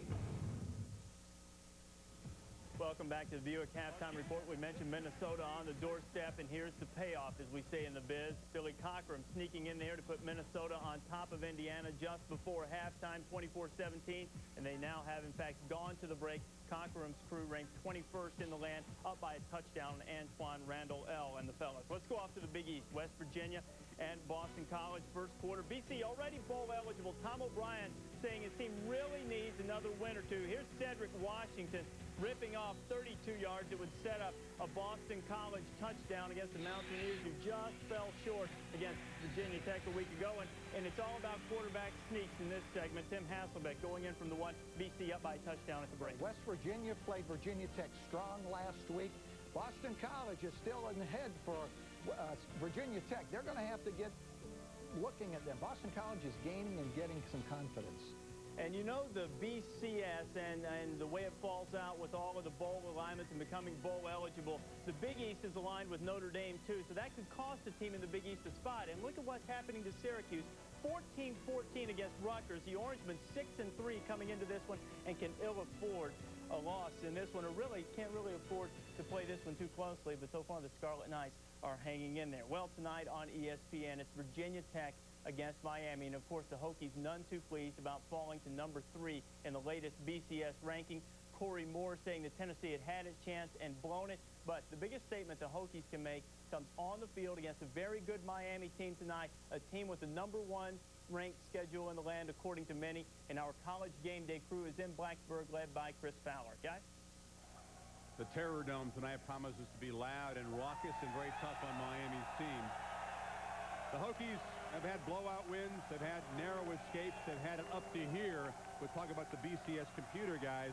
Tonight, They don't worry so much about margin of victory and all that. They would take any win over Miami because although they've won the last 4 in this series, all 4 have been wars. Here's Adrian Carson on the Hokies' attempts to refocus. Virginia Tech's 62-point humbling of Syracuse here a month ago brought to Blacksburg the kind of attention that this small town rarely sees, for better and for worse. And last Saturday's wake-up call up in West Virginia against the Mountaineers brought to the fore something that has become a mounting concern for the Hokie football program and something that the team's silent leader, John Engelberger, felt compelled to address this week in practice. Yesterday, John told me that he basically said to his teammates, look, stop reading all the newspaper and magazine articles. Ignore all the polls that continue to heap all this praise upon our football team. What we need is to get back to that sense of anonymity, that us against the world attitude that we had on the very first day of summer practice. On the field, Hokie cornerback Anthony Midget is a key to this game. He continues to be hampered by a groin pull that he aggravated against West Virginia. Held out of one practice this week, he has to play against that Miami passing tandem of Santana Moss and Reggie Wayne if the Hokies expect to win this game. Adrian, a tough year for Big East quarterbacks. Only the Canes' Kenny Kelly has started every game his team has played. He's played pert. He's going to be hounded and chased tonight. We know that. As for Michael Vick, finally has that first come-from-behind rally win under his belt now. You know, Chris, Michael Vick from Virginia Tech has won the Big East Offensive Player of the Week 3 times this year. I think he's the best freshman quarterback I might have ever seen. But tonight he gets tested by the best set of athletes he's ever seen, including in practice against his own team. But I think he's a super athlete. I think he's going to make big plays on scrambles, and that's how I think Tech wins this ball game. Well, he's got great athletic ability, but he also has incredible poise. If you haven't seen him play, you'll see tonight that he has great poise and great leadership for a young freshman. I think the key will be on the other side of the ball, the Virginia Tech defense. Coming back home in front of the home crowd, playing with a great deal of emotion. It'll be key for them to stop the most versatile attack they have seen all year. 2 talented receivers in Wayne and Moss, a great tight end in Bubba Franks, and a quarterback that's been getting better and better. I think Virginia Tech's going to win, but it's going to be a challenge for them. It's going to be very, very close. Well, the Canes with that tough schedule will not be in awe of the talent. They say they'll not be scared by the crowd. We'll just see if they have the horses. They have come up short in recent years against Virginia Tech. Should be a lot of fun tonight here at Lane Stadium. Let's go back to the studio. All right, Chris, no doubt about that. This is the 4th top 10 team that Miami has faced this year. And 5 times since 1983, Coach, Miami has knocked an undefeated team out of the national championship hunt. Nebraska in 1983, Oklahoma in 87 and 89. It was Notre Dame in 91, Florida State, and, of course, last year it was UCLA. So what do the Canes have to do to keep that streak alive? I find it interesting that everyone's talking about Virginia Tech and no one's talking about Miami. So let me talk a little bit about what I think they can do in the game and how they might win it. Number one, they need perfect kick protection. In 6 of the last 7 games, Virginia Tech has blocked the kick against them. So that starts right there, and everyone knows about the kicking game. Secondly, Virginia Tech is averaging 236 yards a game rushing. Miami gives up 110. They need to be closer to their average, Miami, because the play-action pass and Michael Vick all come off the run game. Thirdly, Kenny Kelly has to play like he's played in the last 4 games where he's thrown 9 touchdowns, only 4 interceptions, and he has a bevy of good receivers to do it. And no doubt about it. You got to be sound in the kicking game. You know, in this 4-game winning streak for Tech, they've turned the ball over exactly 1 time total. So that certainly works in the Hokies' favor. You can see the game over on ESPN tonight, 7:30 Eastern Time. Virginia Tech and Miami. We're back after this. When it came time to buy a new truck, I needed a great deal with the personalized service I deserve. I found that in a dealer I could trust at Lucas Chevrolet. To save you money. Michigan in the MAC. These two likely to meet in the MAC championship game in a couple of weeks. Chad Pennington of Marshall giving it to Doug Chapman. Chapman's been banged up lately, but he dances in there from the 3. Thundering Herd by 7. Still in the first, same score. Brad Spillett, one-time walk-on, 53 yards. High enough, long enough, straight enough. Western Broncos down 7-3. Pick it up now.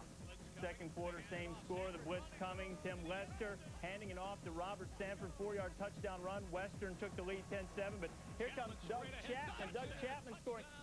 Are we sure this is Marshall and Western Michigan? Pennington and Lester lead the nation in touchdown passes. Yeah, I saw Western Michigan in the spring. They are for real offensively. Moving on. Down the list, Clemson and Georgia Tech. Tech had a 21-0 lead. It's now 28-28. Brandon Streeter, by the way, knocked out of that game with a dislocated hip.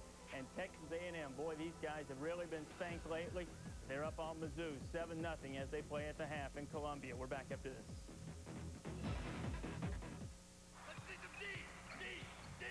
Family.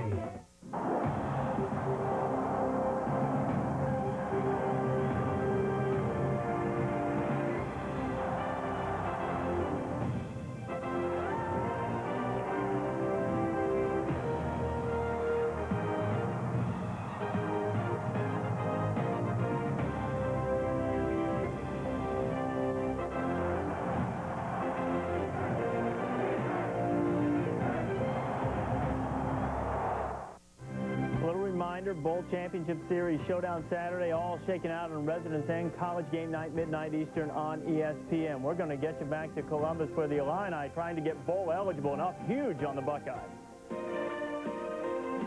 Hi, this is my beautiful family. This is my oldest daughter, Archie.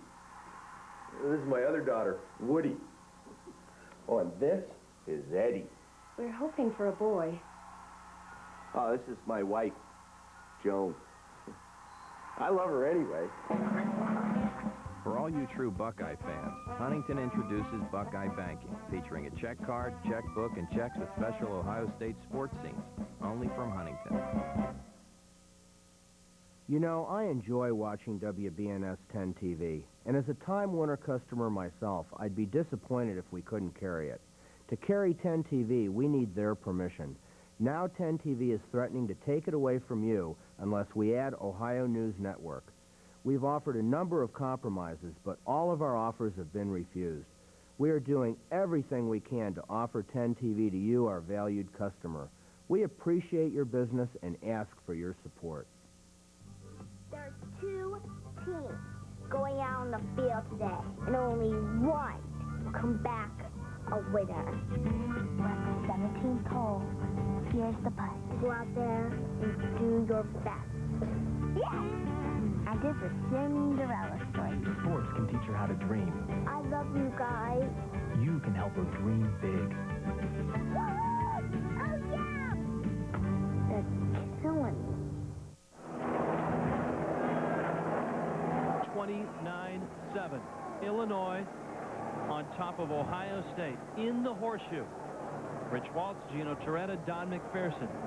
Neil Rackers and the Fighting Illini with a incredible first half of football.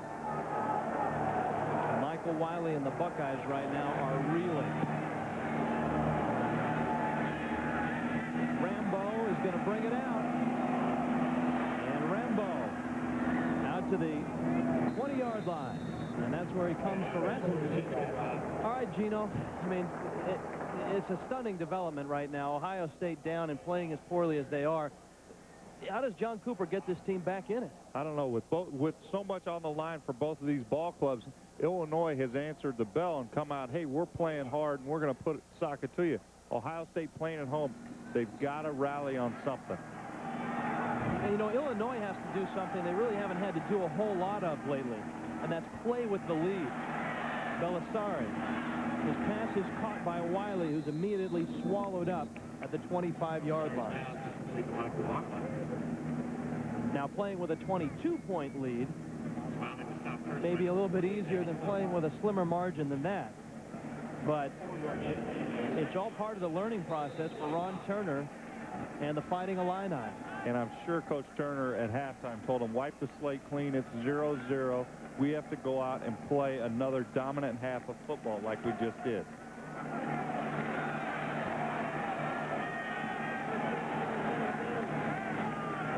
Wiley in motion. Belisari. Throwing on the run. Wiley drops the football. Down below is Don McPherson. Donnie? Hey, Rich, I talked to both coaches, and as you can imagine, John Cooper was tense. He didn't like the feeling that he had to throw the ball in the second half. He knows that Illinois is going to come out and try to run the football in the second half. On the other side, Ron Turner said they just have to keep up the intensity, keep playing the way they played in the first half, and keep driving to Ohio State. Many people were stunned when Illinois came back and beat Michigan at the Big House. And said, my goodness, what an incredible thing to happen. Maybe we shouldn't be so stunned. Maybe this Illinois team is that good. Germany can't hold it. And that's incomplete.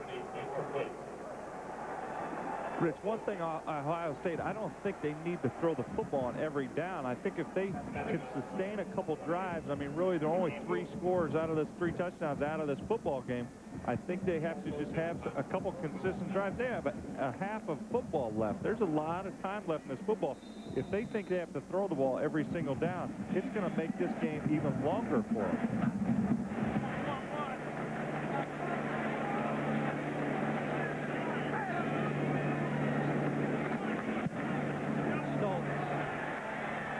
Eugene Wilson. Whoa! Wilson trying to get outside, and he finally is tackled by the 40-yard line. He's down at the 41.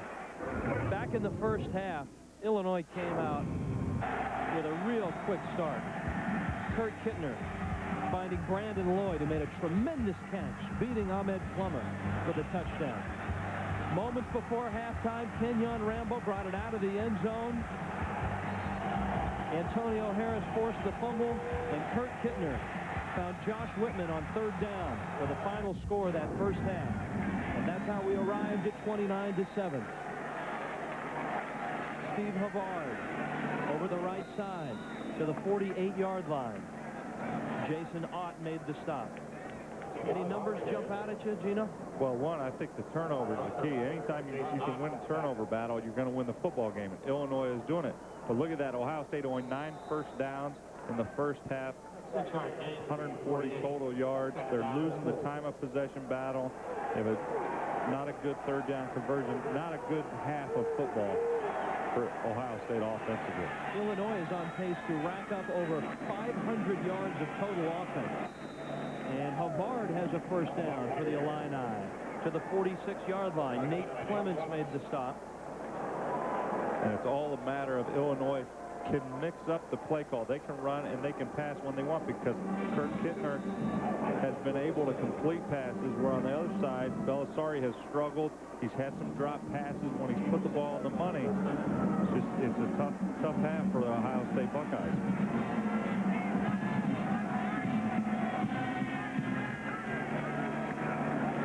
Havard, huge hole, and Havard is down to the 35-yard line.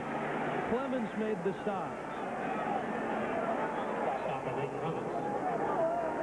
And this is, like you said, this is a big statement for Illinois. They haven't had a lead like this against the top team in the Big Ten. They're coming out this first drive, and they're running the ball right down the throat of the Ohio State defense and saying, hey, you didn't stop us in the first half, and we're going to come out and we're going to dominate the second half.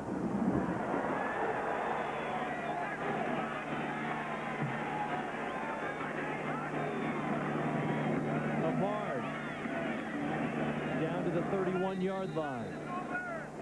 And Illinois is doing what Ohio State wanted to do. Establish the run, chew up yards, move the sticks. I'd go as to say Illinois is doing whatever they want to do. They're throwing the ball with success. They're running the ball with success. What that does is open up the play action. Kittner's been able to find the fullback a few times. Cook. There you see Havard averaging 4 yards a carry on 15 carries with a touchdown.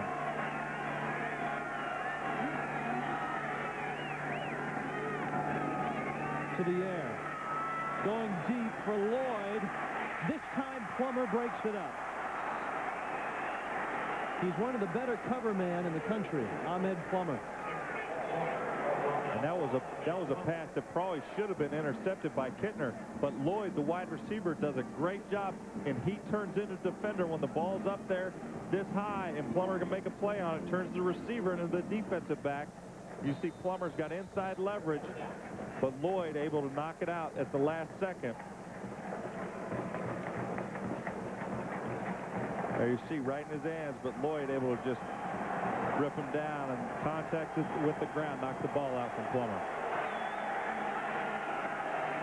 Kittner on a quick shot to Greg Lewis, has the catch, and it looks like he's got the first down. Boy, the spot of the ball is right at the 25-yard line. It's good enough for a first down. Lewis, another one of the young freshmen. Ron Turner. Nice catch by Lewis, picking that ball up off the ground right at the first down marker, and I'm sure Kittner told him in the huddle, hey, just make sure you get the first down running a little hitch route.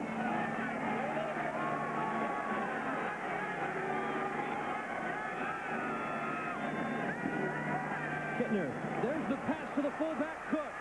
Cook is 5. He is into the end zone. Touchdown, Illinois. 25 yards. And this is becoming a rout. Rich, like I said in the first half, if it's not broke, don't fix it. Ohio State has not covered the fullback coming out of the backfield all day on this play. And Illinois went to the well again, and Cook able to get in for a 25-yard score.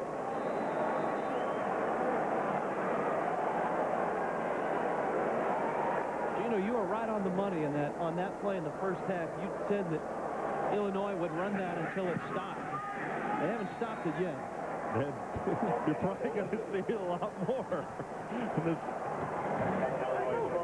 Jameel Cook, the sophomore, out of Miami. The Fighting Illini are in Columbus, and right now they own Columbus. Illinois 36-7.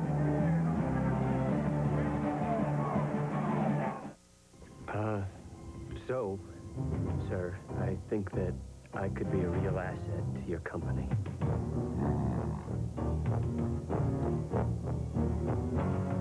Jenkins, I think we can use a man like you.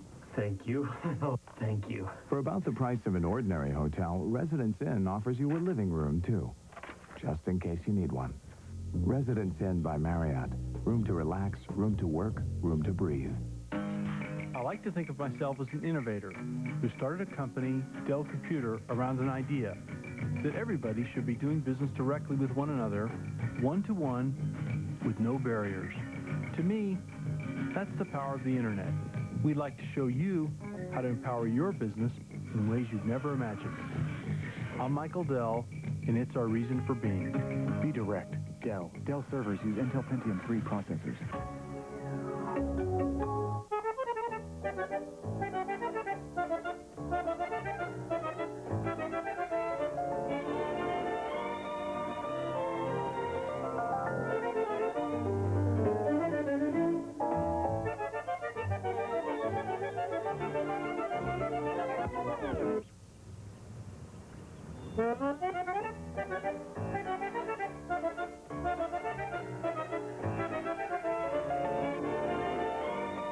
Which clamp is faster? An old-fashioned screw-type clamp. Or the revolutionary quick grip bar clamp? Let's watch closely. Here they go! And it's over! Amazing! Oh. Now for the instant replay. Hey, look at that! One finger on the quick-release trigger and the bar slides right into position. And there, he's tightening the clamp by merely squeezing the quick grip handle. And it's done! You know, unlocking the clamp again with a very nice touch. Also available, the new Quick Grip Quick Change Bar Clamp Spreader. ESPN2's presentation of college football is brought to you by Volkswagen. On the road of life, there are passengers and there are drivers. And by Vice Grip Locking Pliers. Before you get a life, get a grip. Neil Racker's kick will be brought out to the 20-yard line.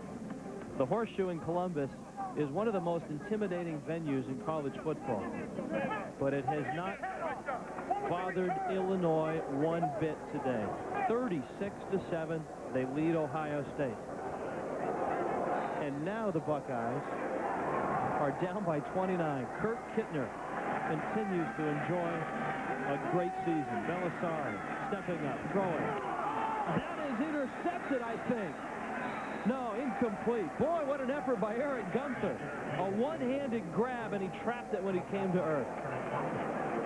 Rich, and now Ohio State may have to throw the ball every down. Here you see just a play-action fake, and the defense not biting because they know Ohio State has to throw the ball. You see Gunther with Nook, one-handed tip. That's super effort.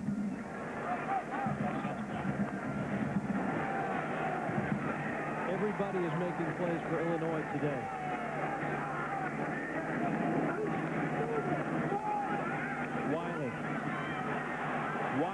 30. Out to the 37-yard line. First down, Ohio State. Kurt Kittner's numbers, impressive today. 13 of 25, 3 touchdowns, 200 yards. You add them up, Gino, 21 touchdowns, 2 interceptions. And that's outstanding. Not just a little bit more than 50% completion ratio, but he's making good decisions. He's throwing the ball away when he has to and not taking sacks.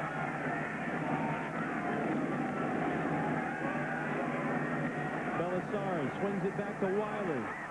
And he's out of bounds at the 47-yard line. We head to Reese Davis. Reese? All right, Rich, back in Happy Valley, Michigan and Penn State, and Michigan continuing to be able to move the ball. Tom Brady, a strike to Marcus Knight, 35 yards, and the Wolverines are up by 10.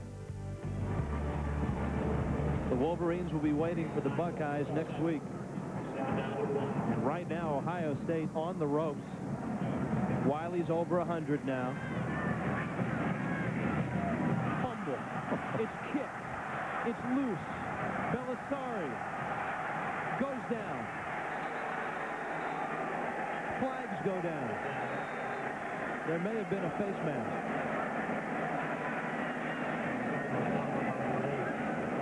This is just awful execution by Ohio State. Belisari, that's a handoff to Wiley. He comes out, fumbles the snap, ends up dropping it, kicking it, and losing a lot of yardage. I think they're going to call Illinois for a face mask there when they brought him down late.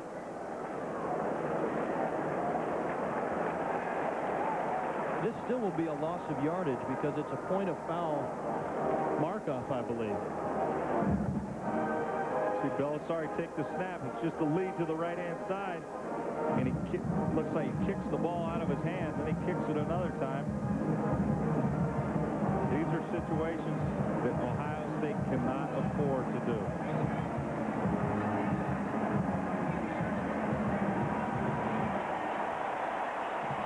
I was incorrect on my interpretation. The mark-off goes from the line of scrimmage when it's in the backfield.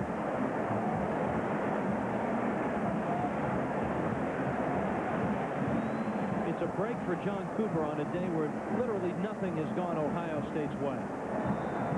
But they're not going to forget that play. I think Illinois is still playing with more intensity than Ohio State. Belisari to the end zone for Germany. Broken up. Incomplete. Johnny Rogers on the coverage. He was step for step with Reggie Germany. Rich, he was step for step, but Germany had him beat. He's running a post route. As soon as the receiver can get inside on a post route, he's got the defender beat. What Belisari has to do here, throw the ball with that much air, but lead Germany across the field so he can continue to run away from the defender and not have to make like a fair catch call on the completion. Austin Mockerman, the sophomore quarterback, and one time the starter this year. Belisari has got Keller wide open. He's got it. He's in the end zone. Touchdown, Ohio State. 38 yards.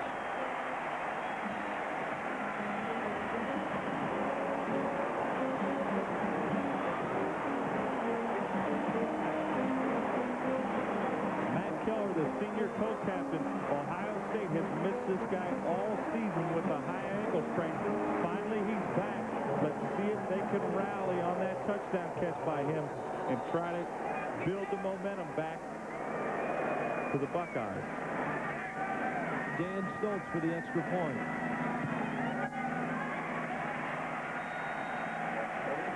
And he nails it. The Buckeyes in the end zone, but still down. 36-14. Illinois on top. Steve Belisari to Matt Keller. Touchdown, Ohio State.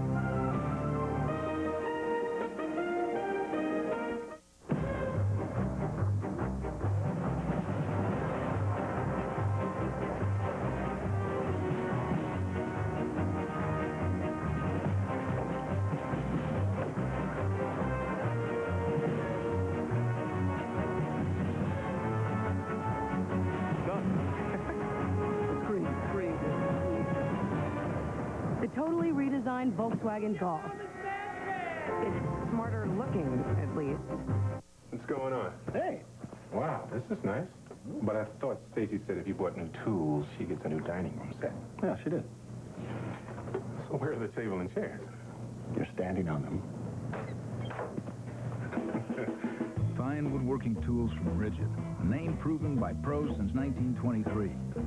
Take our 16-gallon wet dry bag, which converts to a handheld blower in seconds. Rigid. Buy them at the Home Depot, where low prices are just the beginning. Mom, Dad, we have to talk.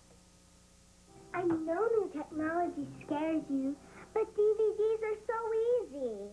And the clarity. Tinkerbell tinks, you hear it. Simba purrs, you feel it. The dawn of a new digital era, Dad. It's a digital revolution, Mom. Introducing Disney DVD. Maybe you should sleep on it. Pure digital magic. 36-14. Illinois on top of Ohio State. 9:43 left in the football game.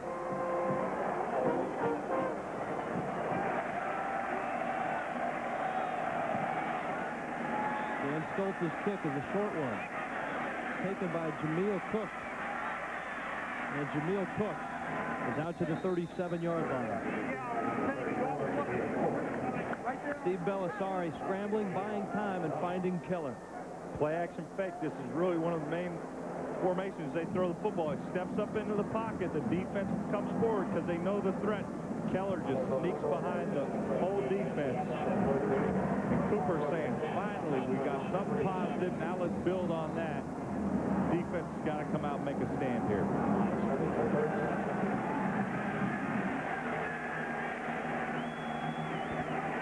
Steve Havard to the 38-yard line. James Cotton made the stop. Not much has gone right today in the horseshoe, but one thing did go right, Gino. Moments ago.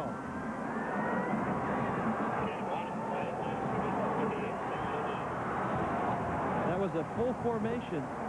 You could see the reaction from the backfield there. I assume that was a yes.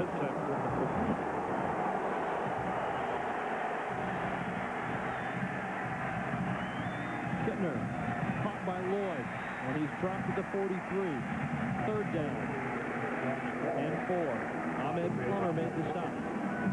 Just a freshman, Brandon Lloyd has got a very bright future at Illinois. He really did. Michael Dean started off the year hot. Struggled the last few games, and Lloyd picks up this slack, and now he's probably Kittner's go-to guy late in the season.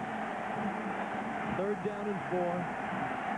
The Buckeye defense and crowd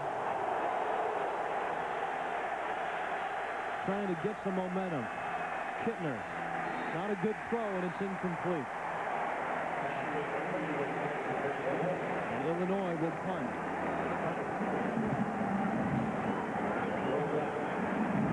Joe Cooper on the coverage.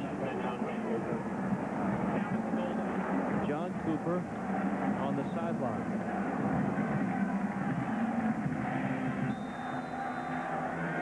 A lot of time left in the ball game. Steve Fitz with a booming punt. Kenyon Rambo at his 6-yard line. Out of bounds he goes. Flags go down.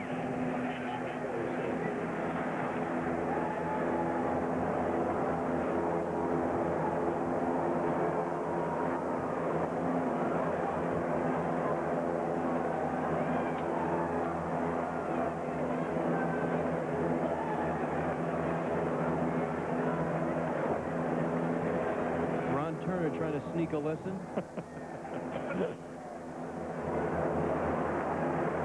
Holding against Ohio State. Tomorrow, women's college basketball doubleheader, the State Farm Women's Tip-Off Classic at 1 Eastern. Summer Herb and number 18, North Carolina State, take on number 3, Rutgers, and Natasha Pointer, one of the nation's best players. Then at 3:30 Eastern on ESPN, number 6, Louisiana Tech, takes on number 2, Tennessee. Tamika Catchings, Tamika Randall, returning and trying to capture the 4th title for Tennessee in 5 years. Log on to ESPN.com, part of the Go Network, go.com.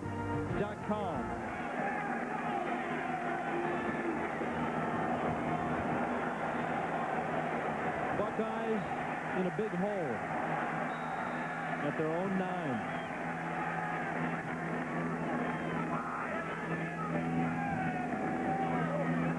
Wiley over the left side, big hole, and he slides to the 17-yard line. Down below, John McPherson. Hey, Rich, in order for Ohio State to get back into this ball game, they have to get the momentum, and that means getting their bench involved. But one of the difficult things of doing that is they have so many players on the bench. You have so many groups of guys who really aren't into the ball game. It's hard to find the offensive and defensive units who are on the field. They come on, there's too many guys on the bench. On the other sideline, the Illinois bench, everybody there is into the ball game. Wiley left side. Hey, Don, and when you're home in the Big Ten, you can dress just about as many people as you can find a uniform for, can't you? You really can, and this being the last game before they do the reconstruction on the stadium, they want to get all their players on the field, but it does place them at disadvantage. You have guys who aren't playing. They know that they're not going to get any time this year. They're just bodies on the sideline, and that ends up being a distraction. You have developed some dissension here on the sideline. An interesting point from the 20. Belisari, lots of time, finds Wiley. Wiley to the 32-yard line. He's got a first down. That means we're going to Reese Davis. All right, Rich, West Virginia and Boston College Mountaineers on the move. Brad Lewis, little end around reverse. Oh, but Corey Ivy dropped the thing when Frank Chamberlain hit him. Pedro Sereno going the other way, 63 yards. He takes it in. Hasselbeck is answered with another touchdown pass, and the BC Eagles up by 21. And Penn State's entered a field goal. It's now 17-10. Michael Wiley over the right side as Ohio State tries desperately to come back against Illinois. The Fighting Illini have kept Prudis pretty calm most of the day. Mitch, I was just thinking, this is the second time we've seen Ohio State, and I don't think they've thrown one screen pass in 2 football games. When you have a quarterback that's struggling, you're giving him some completion where he can build some confidence. Not surprising.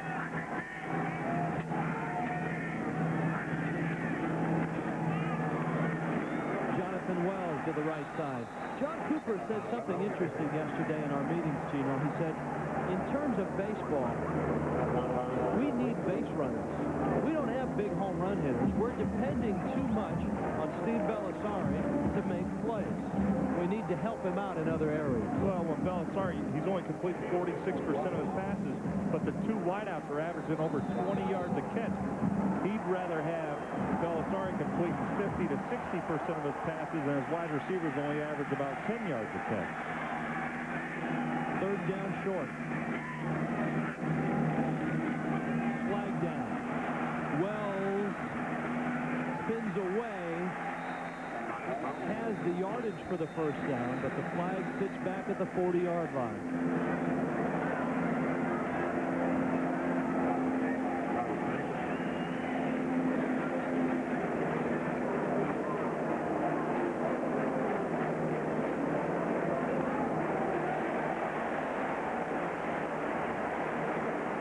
Illinois offside.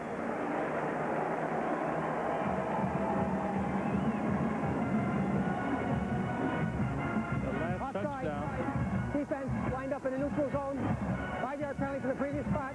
Gives them first down. The last touchdown by Ohio State's Keller has kind of sparked this team. The defense is able to make the stop of Illinois, and the offense is able to come out, sustain a little bit of a successful drive.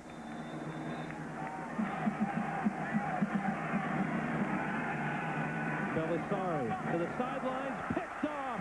A bad throw, Trayvon Waller. In his first start, Waller's got a pick and he may go. Waller, he's inside the 20 and down to the 18-yard line. Momentum gone. Just as I said, they're sustaining a successful drive.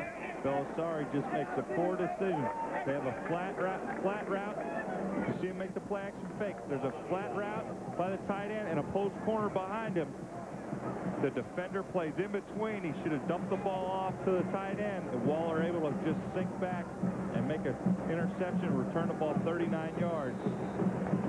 Just stops the momentum of the game, gives the ball back to Illinois inside their own 20-yard line.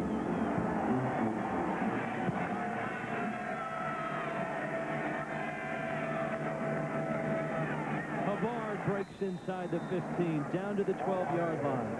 Percy King made the stop. Rich, anytime you see a post corner route or any route on the sidelines where the defender, there's an interception where he's underneath the receiver. All that is, anytime you're running a route like that, you're going to high-low a defender. You run one guy in the flat and run a post corner behind him. The flat route was wide open on that last play, but Belisari, trying to go for the big play, forces the corner route, and it's picked off. Savard to the 14. Niall Diggs made the stop.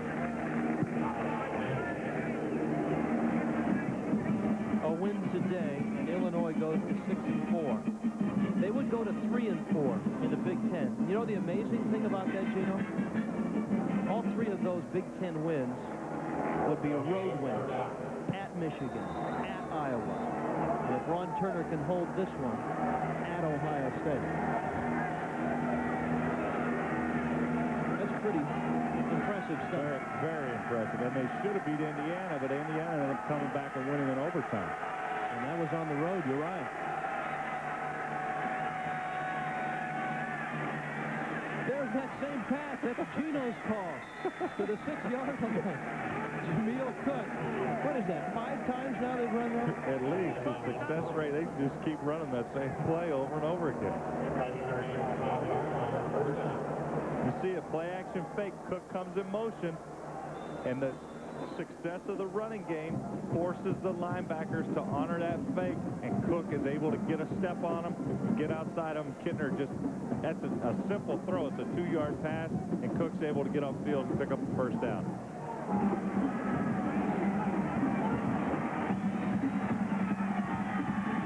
First and goal for the 5. Kittner. Play action. Throws it, and it's caught! Flags are down. Whitman made the catch. It went off of Dean, I believe. There's probably going to be a pass interference on Ohio State on Michael Dean because he looked like he was wide open. The defender, I think, got a hand on him a little early.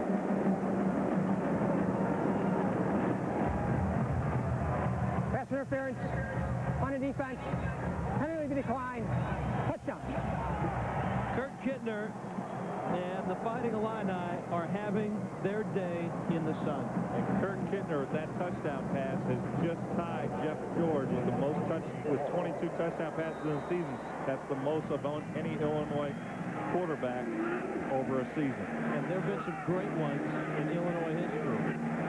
George, Tony Eason, Jack Trudeau, Dave Wilson, Jason Verduzco had a great season. John Cooper can't believe it. Illinois is pounding Ohio State. When they bounce your way, they bounce your way. The Fighting Illini up big in Columbus.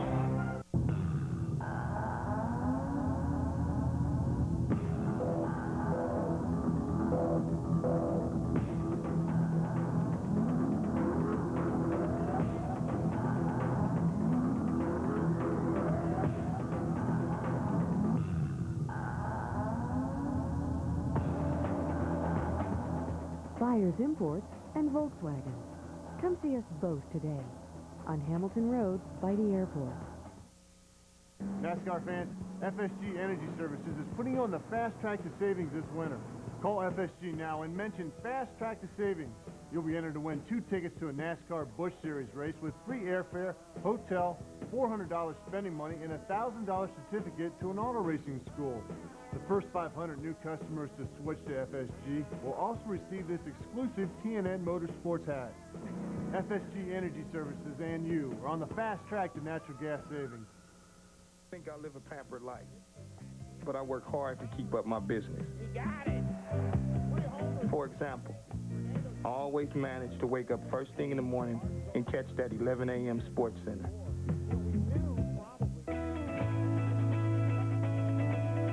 The best athletes, the most popular game, the toughest test, the MLS playoffs. The conference finals continue today at 4 on ESPN2. 43-14. Josh Whitman, the junior out of West Lafayette, Indiana, 2 catches. Boy, what a big week it's been for him. Just named Academic All-American, carrying it almost a perfect.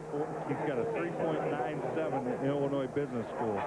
So a great week for him, not only on the field, but in the classroom. And he gets to host the Illinois commercial that you saw on our air. I think it was back in the first half. It was Whitman walking through the campus. Let's take a look. Illinois run the same play over and over again. Kittner, the fullback, is covered. The tight end's the second option, and Dean is the third option coming across. Just so happens the ball gets deflected away from him by Plummer, and Whitman able to pick up an easy touchdown catch there. Not exactly how you diagram them, but hey, when they go your way, they go your way.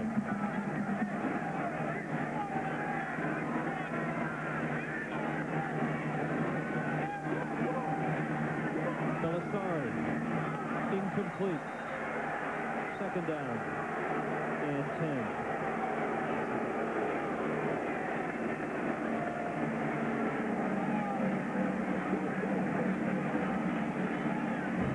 Thursday on ESPN, Air Force and Colorado State. It all begins Thursday night with Game Night, presented by Gateway.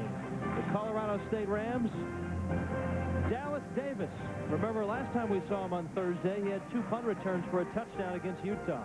Coverage begins at 7:30. ESPN, your home for bowl week. And if things are going this way, Ohio State will not be present during bowl week. Ohio State needs to win 7 games to go to a bowl. They played in that preseason ball game against Miami. So instead of the usual 6, they need 7 wins. As soon as this one's over, the construction crews will hit the horseshoe. And Ohio State has to do it on the road at Michigan.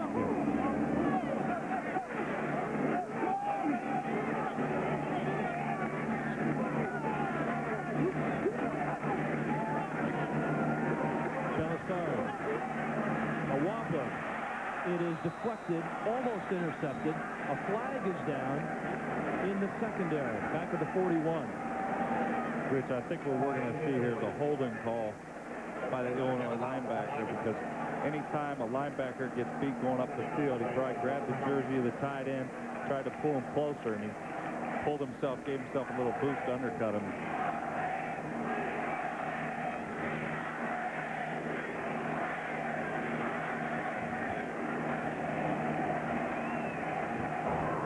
Studios, Reese Davis. Reese? All right, Rich, back up in Happy Valley. You know, Penn State a week ago against Minnesota, only one pass play longer than 20 yards, and they live by the big play, and they hit one here. Kevin Thompson to Eddie Drummond, give him 6, and we are tied at 17. The Nittany Lions trying to keep their Big Ten hopes alive. And Curtis Randall just picked off a pass in the end zone to keep Indiana close to Minnesota. It's a 4-point game. 43-14 here. Illinois on top of Ohio State. Belisari incomplete. Looking for Kenyon Rambo. Trayvon Waller on the coverage. Rambo had Waller beat bad on that play. Just Belisari left it up too high for him. Gino, speaking of bowl week, obviously Illinois with the win is bowl eligible. Ohio State needs 1 win. Purdue is in. Minnesota's in. If somehow Indiana can beat Minnesota, next week they've got Purdue. That's the only way that the Hoosiers could get in. But Minnesota's in as well.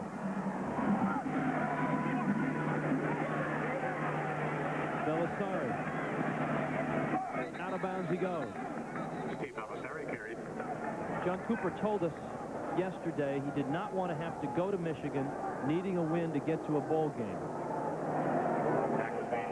There you see 0-5 in the Big House in Ann Arbor. The tough place to win on the road against Michigan. One of the things I really like about John Cooper is he's not a man of excuses.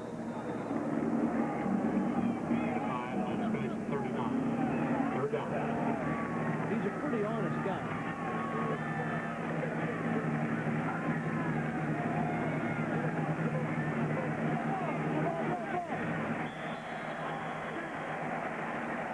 catch by Reggie Germany.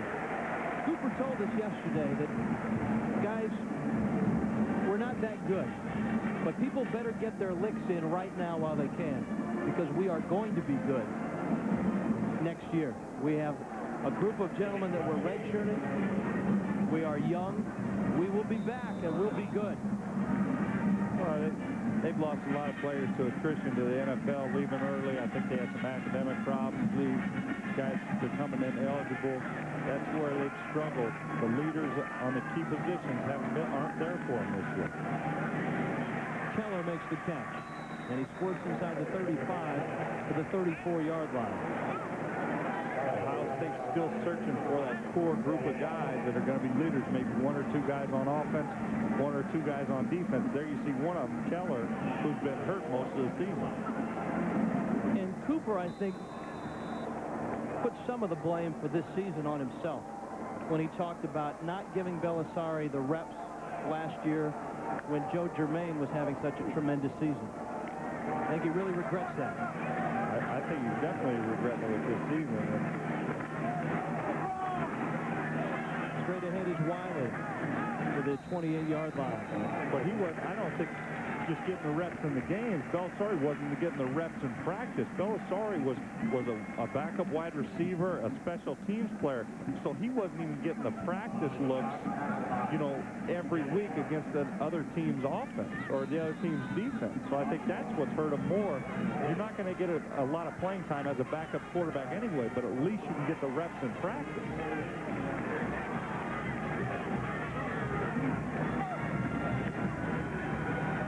Belisari, the throw to the sideline is incomplete. Let's head to the studios. Reese Davis. Rich, as is their custom, Georgia Tech shooting it out with Clemson. Joe Hamilton finding Kerry Watkins. This will be the 59th touchdown pass of his glorious career as ties Jamie Barnett for the ACC all-time lead. It's 38-28. Austin Mockerman, a sophomore. At one point, he was the starter this year. But his numbers, not that impressive.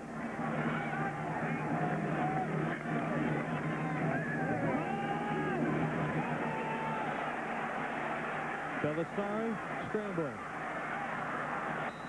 And a stop by a seam play. The senior strong safety.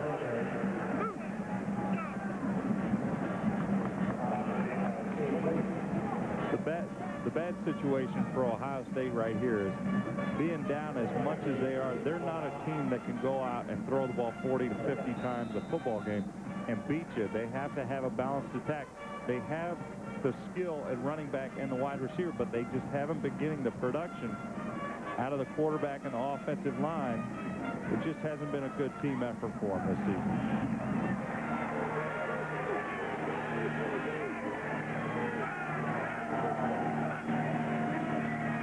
Third down. Belisari for Rambo. That will be pass interference, and it will wipe out what looked like an interception by Johnny Rogers. Standing on the play with Johnny Rogers. 2 flags are down. Kenyon Rambo, a junior. Reggie Germany is a junior.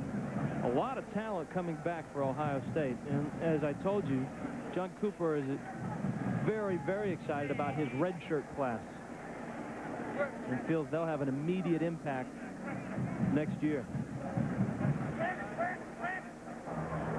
Pass interference on the defense. 15-yard penalty from the previous spot. Automatic. First down. But when you have a program that's gone to 5 consecutive New Year's Day bowl games, all these people sitting in here in the horseshoe aren't concerned about next year, saying, why aren't we doing it again this year? See Belisari just on a little bootleg. And there's the face guard on Rambo.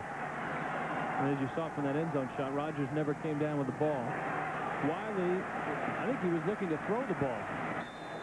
And he's popped at the 10-yard line by Terrell Washington. I think one thing, though, that's surprising, Rich, is to go from the number 2 ranked team in the country last year to out of the rankings this year without a major controversy or probation or something like that. That's usually what knocks a team from that high of an echelon down out of the top 25.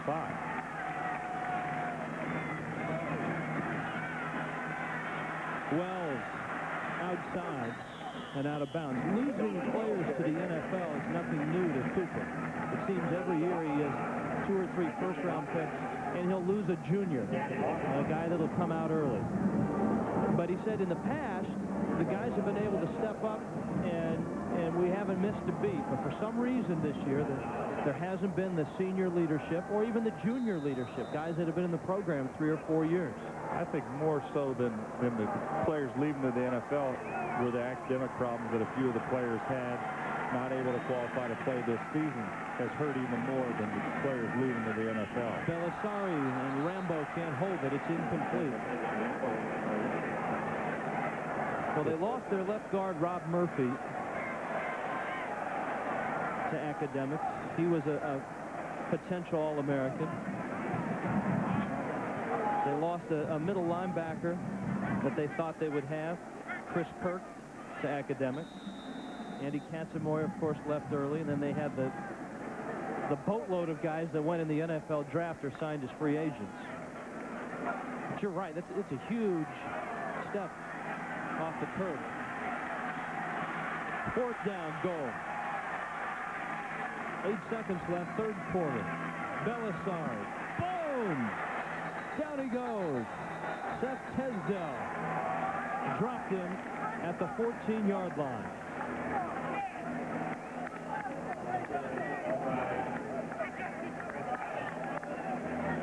Rich, one thing as a quarterback, when you get down there in the red zone, you don't have as much time as you do to throw the football when you get down there. The defense comes a little bit faster and a little bit harder. You see Belisari going to the left. They're in a trip set. He's only got one receiver over there. He knows he's not covered. He's got to throw that ball away, and it allows McGee to get around the end and sack him. Mike McGee out of Springfield, Illinois. He's a senior.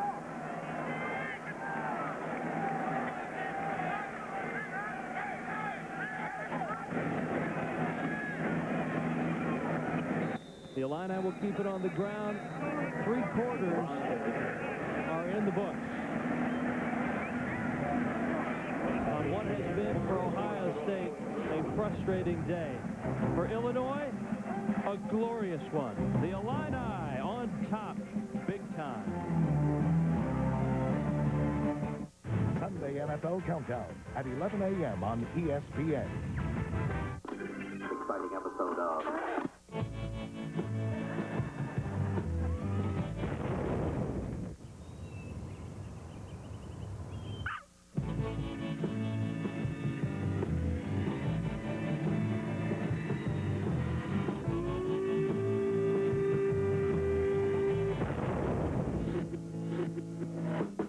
Welcome to the age of Vega. Sony Vega, part of the Sony home entertainment universe.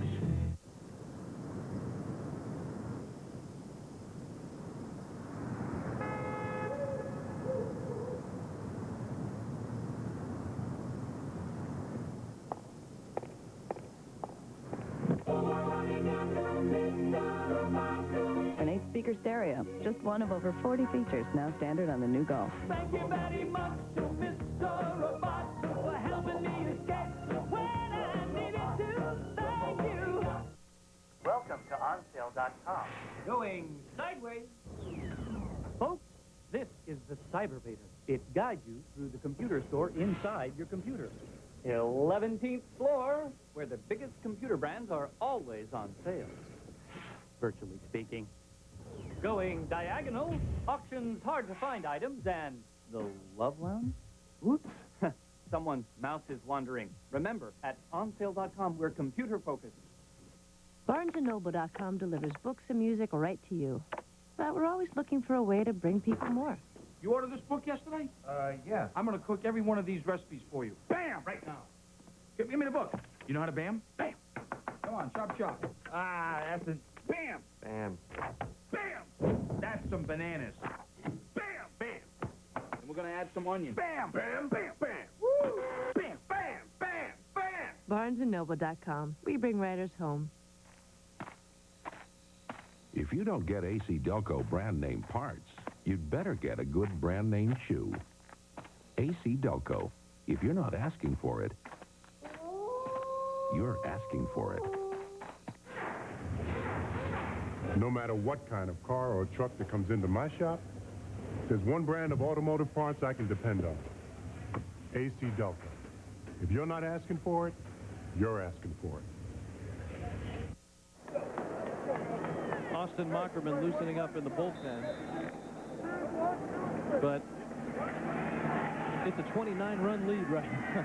The bullpen help isn't going to do it for Ohio State. Flags in movement.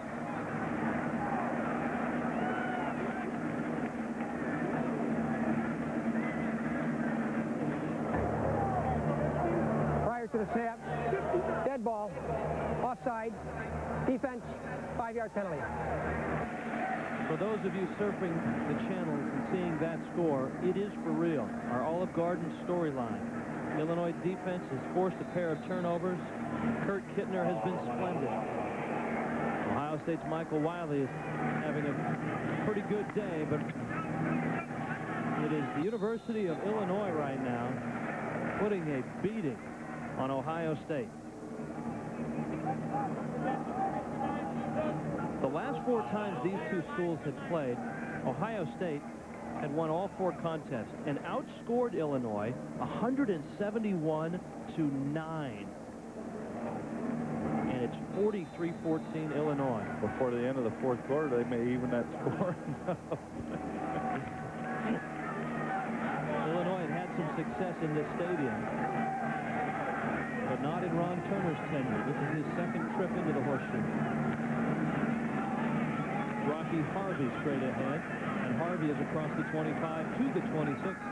That is a first down.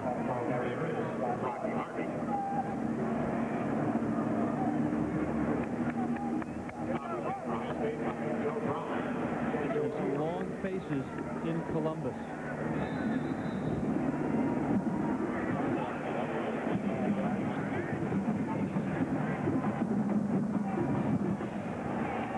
The remodeling of this place apparently has begun before the end of this ball game. Hubbard stopped by Michael Dawes. When Ron Turner arrived at Illinois, in his first year he recruited this kid, Kurt Kittner. One of the things that drew the two close together, Ron Turner, and one of the charities that he really works for, is multiple sclerosis. Turner lost his mother to the disease. Kittner's mother is afflicted with the disease. They are very, very close. They spend an awful lot of time together, obviously on the practice field, in the film room.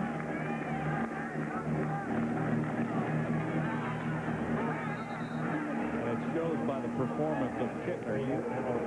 The more you can spend time with your head coach, and especially your offensive coordinator, how they're calling plays, the more you know them. I'm sure Kittner, during this, at times during every ball game, kind of knows what plays that Coach Turner is going to send in the ball game for him to run. He ties Jeff George's record with 4 touchdown tosses today.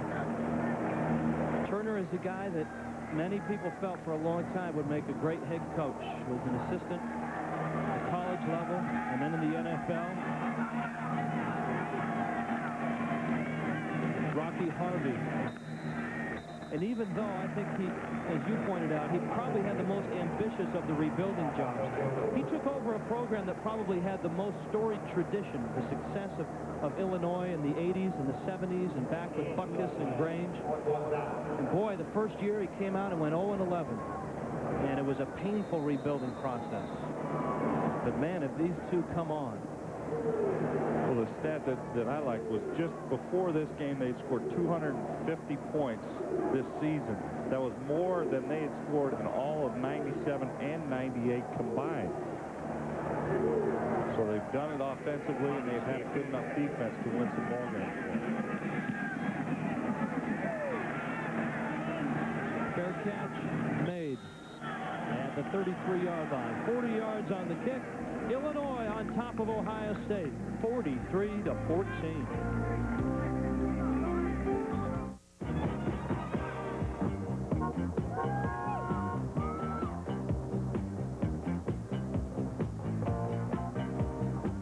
Is it me, guys? Or do we really look ridiculous? Man, for free Bud Light, I'm doing 70s night. Right on, brother.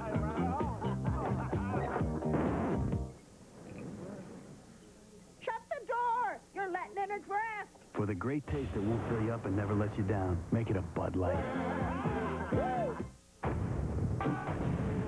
This is life.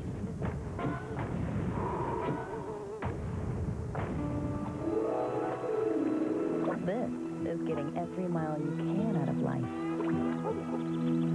And this is how you get there. Kelly Safari radials are engineered for long mileage.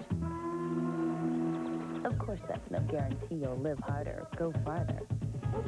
Just an invitation. Why is it that superheroes never have kids? Does changing diapers get in the way of fighting crime? Or could there be a simpler explanation? Maybe superheroes just have a hard time finding a family sedan that the bad guys won't laugh at. The Mitsubishi Galant, ranked the #1 family sedan under 20 grand by Car and Driver. Battle Eagle, bring the kids. Mom, Dad, a 37-year-old that lives at home should pay rent. Great, Mark. But I want airline miles or points. I don't understand. My rent would earn me airline miles, and with points I could upgrade to, like, grandma's room. Like a rewards program. Whatever. What does this look like, a Holiday Inn? More ways to collect and redeem points than any other hotel program. That's today's Holiday Inn. ESPN2's presentation of college football is brought to you by Mitsubishi Motors, the 2000 Galant, Wake Up and Drive, and by today's Holiday Inn Hotels and Resorts. Ohio State down big. And an incompletion, 2nd down and 10. Perhaps no one on the Illinois sideline will enjoy this win more than that man, Tim Kish, who was born in a hospital just across the street from Ohio Stadium. Raised in Westerville, Ohio. When he was 5 years old, his dad brought him to a game, and the first thing he asked his dad was, "Dad, who's that guy down there in the short-sleeve shirt?" And it was Woody Hayes.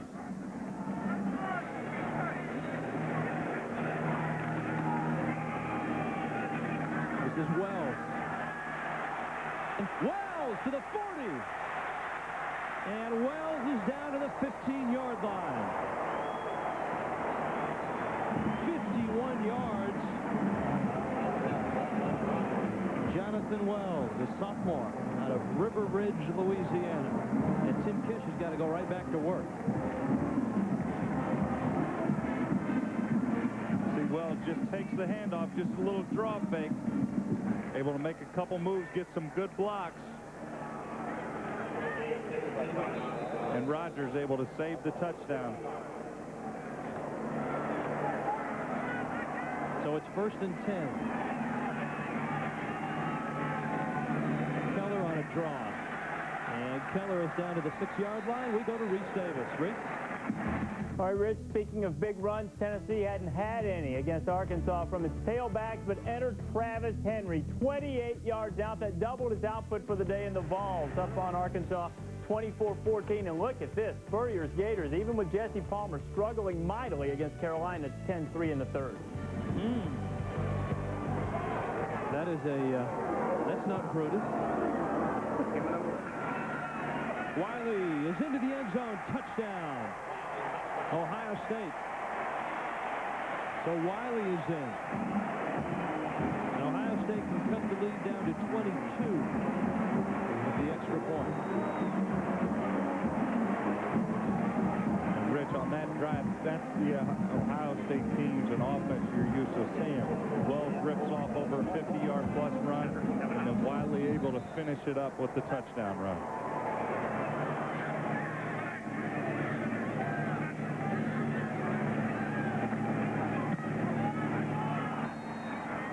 Skids adds the extra point. No, he missed it. And so did I. John Cooper and the Buckeyes still down 3-20. You know, I enjoy watching WBNS 10 TV, and as a Time Warner customer myself, I'd be disappointed if we couldn't carry it. To carry 10 TV, we need their permission. Now 10 TV is threatening to take it away from you unless we add Ohio News Network. We've offered a number of compromises, but all of our offers have been refused. We are doing everything we can to offer 10 TV to you, our valued customer. We appreciate your business and ask for your support. Looking for big-name tires at little prices? You found it. Discount Tire Company has the largest selection of brand-name tires in stock, ready to go. Like Goodyear radials as low as $25 a tire. BF Goodrich radials as low as $30 a tire. Michelin radials as low as $35 a tire. Save even more with Discount Tire as low as $15 a tire. For the biggest names in tires at the lowest prices, all you need to know is Discount Tire Company.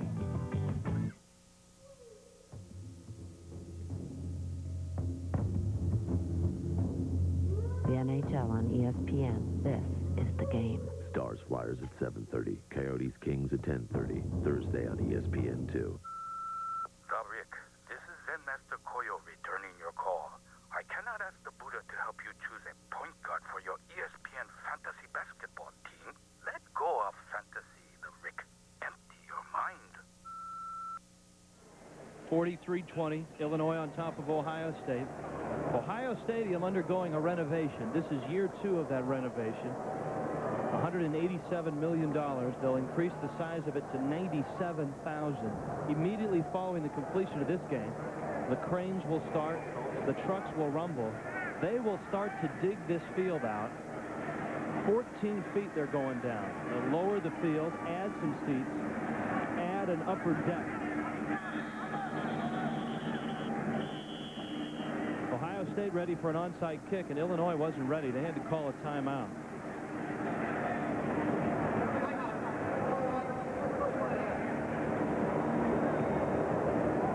Last year they began the renovation, and they already have a lot of the supports poured outside for the addition of what they call a C deck. Upper C deck, thank you. As opposed to the lower C deck. As opposed to the lower upper C deck. They'll be close to 100,000. They'll complete it for the 2001 season.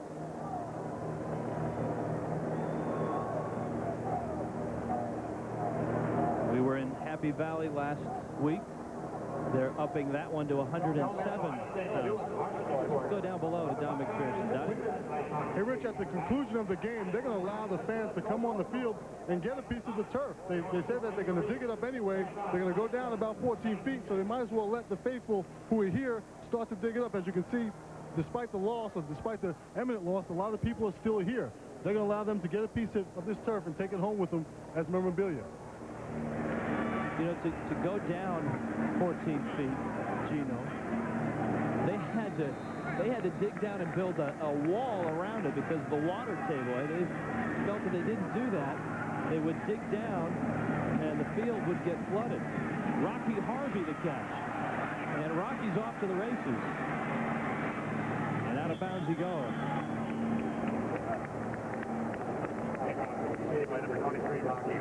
Just the beginning of a college football Saturday. Tonight on ESPN2 at 6 Eastern. Auburn and number 16, Georgia. It's the longest rivalry in the SEC, 103 years. Then the big game in Blacksburg, Virginia Tech and Miami. Lee Corso had the gobbler hat on in that one. Kentucky and Vanderbilt finishes things on ESPN2. That's tonight on ESPN and ESPN2. You're home for Bowl Week.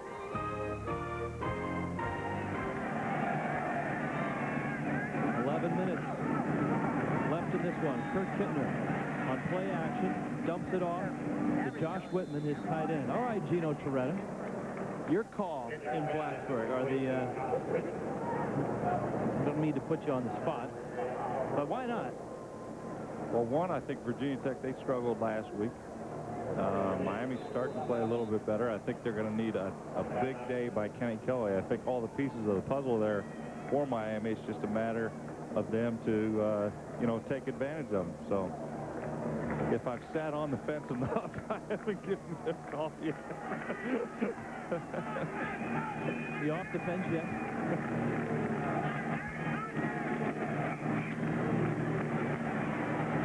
Over the left side is Havard, and Steve Havard bangs across the midfield stripe. He's into Ohio State territory down to the 44-yard line.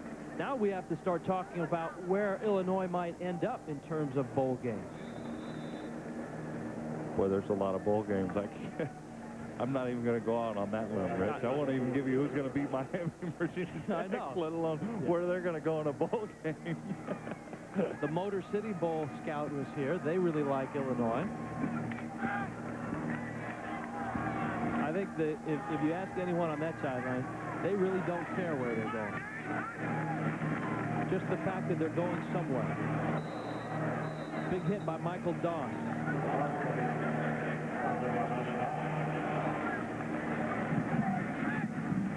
Ron Turner has done it with a lot of the guys that played when they were 0-11 and then 3-8 last year. He's added some freshmen and some sophomore. But you really have to feel good for the seniors, the guys like Steve Havard, Michael Dean, guys who have stuck it out.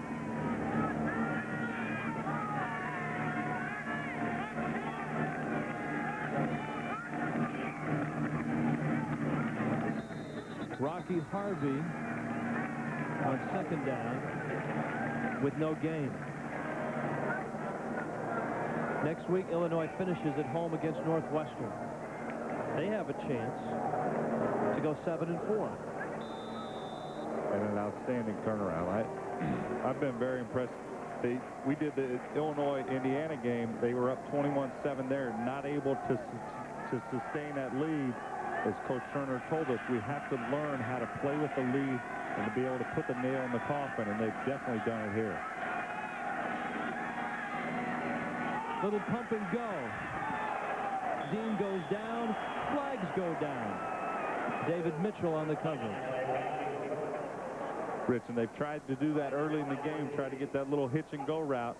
Mitchell bites on it, and Dean able to get by him for at least a pass interference call.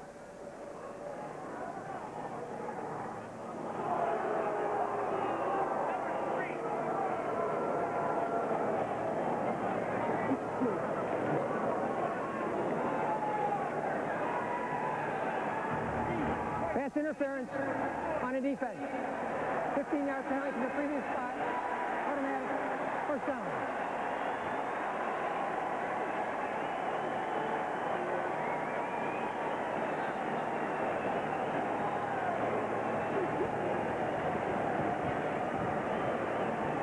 Mitchell a little too strong with that left arm. That reaction here in the horseshoe is to a Buckeye fan who just galloped across the field. He's trying to get a little piece of the field before the end of the game. He's trying to duck out of here a little early. He wants to get a piece of grass before he goes home.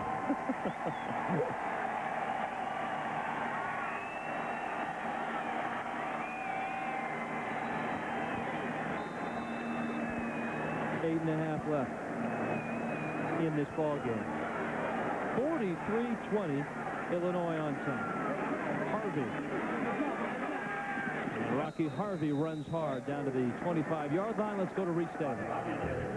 All right, Rich, Arkansas not quite ready to have Tennessee make bacon out of them yet. The Hawks, Clint Sterner laying it up for Boo Williams, and Boo will stretch it in 53 yards. They just stripped Tennessee and T. Martin and got a fumble, so it's 24-21 in that one, and the Gators got a touchdown from Ernest Graham. Now on top of the Gamecocks, 17-3. Thanks, Reese. 43-20, Illinois on top of Ohio State.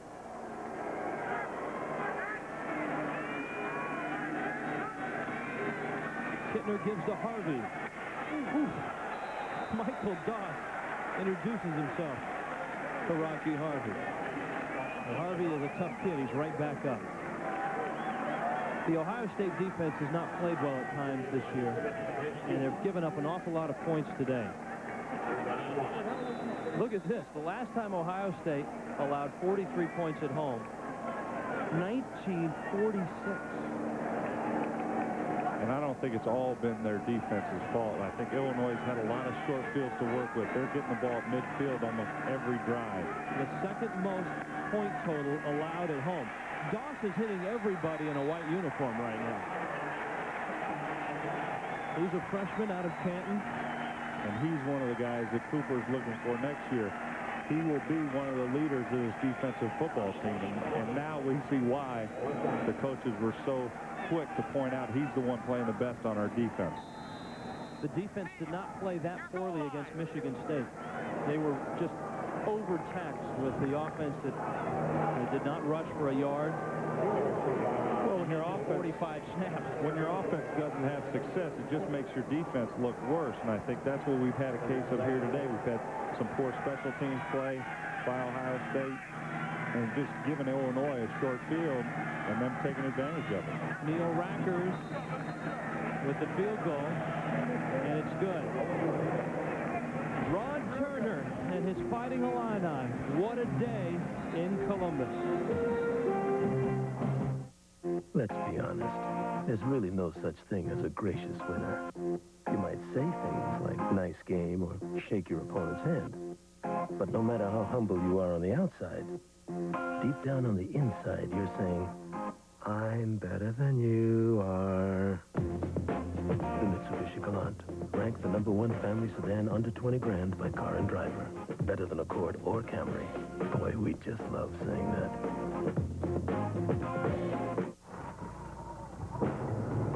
Select road. Validating tires. With BF Goodrich tires, it's any road you choose. BF Goodrich tires. Take control. Freedom. Control. Just you and your laptop. Log on to autobytel.com for dealer cost info, reviews, and a low, no-haggle price. Autobytel.com. The road to your next car. When you want to intimidate, put on your game face. But when you take it off, put on your Remington face with a Remington Microscreen 3. With our strongest motor, more cutting edges than any leading shaver, and the power of 3 independently flexing microscreens to shave you incredibly close, fast. Just try and get closer than this. Put on your Remington face with the Remington Microscreen 3. Shaves incredibly close or your money back. 46-20. Illinois on top of Ohio State in what is certainly a frustrated Buckeye sideline. They are not used to this in Columbus. Niall Diggs, number 32, right in the middle of it. He'll be back next year. As John Cooper said, they better get their licks in while they can. Rambo at the 6. Rambo to the 24. We go to the studios. And Reese Davis. Rich, Jerry Sandusky's defense has been swarming against Michigan in the second half. 5 sacks and this pick by Bao Ju. And Ju is going the other way. That's Bao Ju, not to be confused with Joe Boo of Major League fame. But now Ju can take a bow. He goes to the house for a touchdown. 27-17. Penn State on top, and Minnesota up by a couple of touchdowns now on Indiana. 34-20 the score in the fourth. Reese, and I'll get Gino's read on this. What do you think Jerry Sandusky said to his defense this week? I'll bet that was some week of practice for Penn State. Austin Mockerman's in at the quarterback spot, and he swings it out to the 25-yard line to Jerry Westbrook. Sandusky, the fiery defensive coordinator for Penn State. There's Mockerman's numbers so far this year. Big kid out of Mission Viejo, California, 6'5", 215. Which I'm sure Sandusky had a heck of a speech for him, because really the Penn State defense was the one that let that team down. Gave up 2 Hail Marys. You know, there's obviously a little bit of luck on Minnesota's side. But still, the defense gave them the opportunity to make those plays, and they took advantage of it. Mockerman now. Caught over the middle by Germany. Later on today, the college football day continues. Actually, it shifts into high gear with Ron Dane and Iowa on ABC at 3:30 Eastern. Also, number 5 Kansas State and number 6 Nebraska. Washington needs 2 wins to get to the Rose Bowl. Maryland takes on number 1 Florida State. And then on the West Coast, you'll be in Pullman, Washington for USC and Washington State. ABC Sports, home of the Bowl Championship Series. And it looks like the Illinois Fighting Illini will be headed to a bowl game.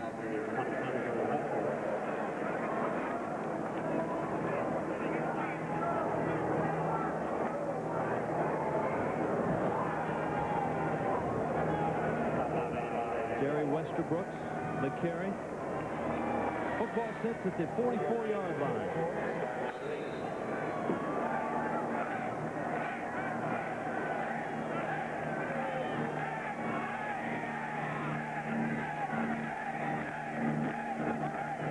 Mockerman to the sidelines, and it's caught. Van S. Probit, 18 yards on the pickup. Mockerman's a big kid. He's a sidearm slinger. Makes a nice throw on that corner route. That's the same route that Belisari forced early in the 3rd quarter. Gave up the interception. To the Illinois 38.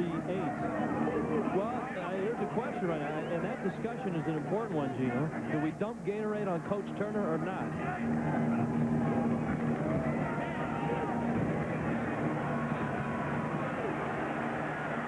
Mockerman dashes out of bounds. Mockerman's all right.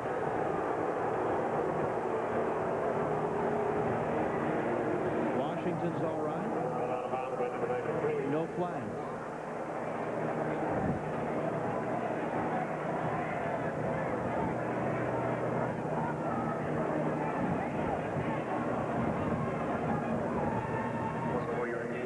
So it's 2nd down and 6. 4 minutes left in this one.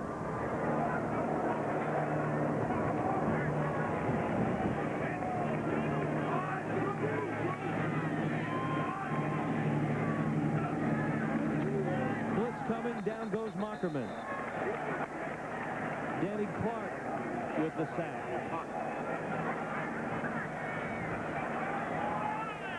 There are a lot of last times about to be erased. The last time Illinois was bowl eligible was 94. The last time they had 2 wins against ranked teams, 91. The last time they beat Michigan and Ohio State, it's never happened on the road until today. Tim Kish and his defense have played well.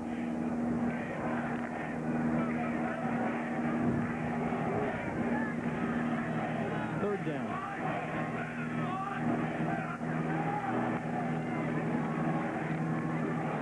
Mockerman's throw is high and outside. Let's go back a few weeks ago, Gino, when this program took a huge step forward. Tim Kish and his defense in the second half against Michigan in the Big House. Kurt Kittner hit Walter Young on this touchdown pass. It brought Illinois back to 27-14.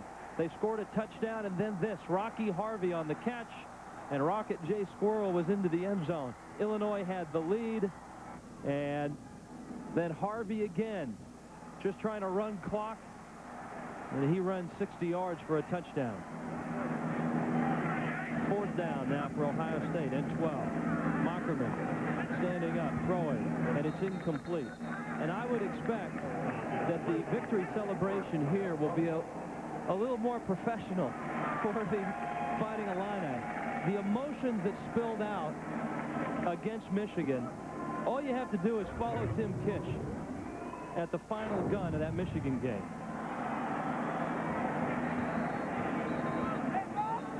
And I think he spoke for all the Illini fans when he did that. I'm sure a lot of Illini fans are feeling that way today, just like you said. They've run a tough road here to beat Michigan and Ohio State on the road to become bowl eligible.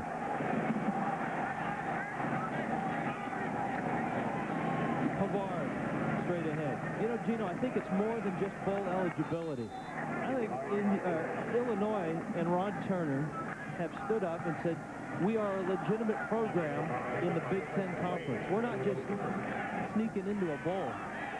Well, I'm sure there was doubts. I mean, his first year to go 0-11. The second year, you think you're going to see a lot of improvement. Only win 3 games to go 3-8. And then I'm sure there was doubters the last 2 years. Now he's going to get people start believing in his system. You're going to start to get recruits. When he goes into their houses, he's going to be like, hey, you guys can win. You guys can go to bowl games. I'm going to come there instead of going to Ohio State or Michigan or any one of these other Big Ten schools.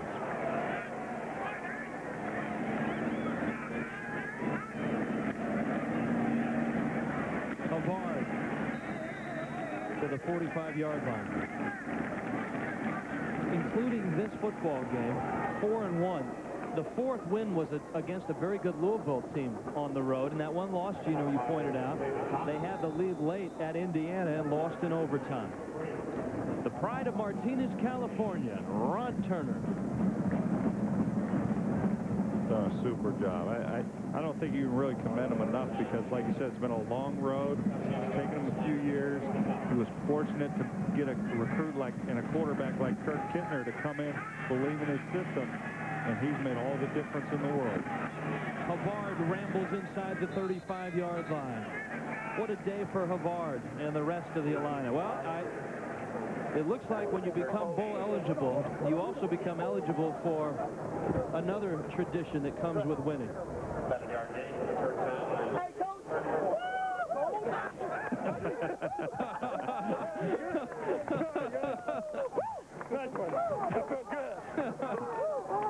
Hey, there's not too many Novembers in Columbus where that feels good, but I felt good. Rich, I think the one thing that's impressive is how much like a team that Illinois plays. I think with Havard, with Harvey, you've got guys that are going to come in and run the ball, maybe not 30 times a game like most fullbacks or tailbacks in the Big Ten. They're splitting time, but heck, they don't care. They're winning football games. That's what's most impressive about this football club. Well, the other thing, you talked about recruits.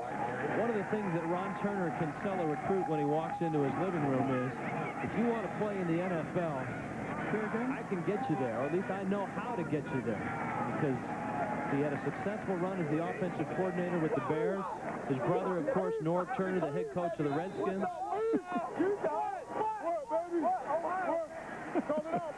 Rich, you can do that too, can't you? Yeah. Yeah. That's sort of that tie bow thing. College football today is coming up. None too soon as far as I'm concerned. They will remember this game for a long time. These Fighting Illini. Kirk Kittner takes a knee. Ron Turner has officially turned the Fighting Illini around. Illinois with a stunning win. They beat Ohio State 46-20.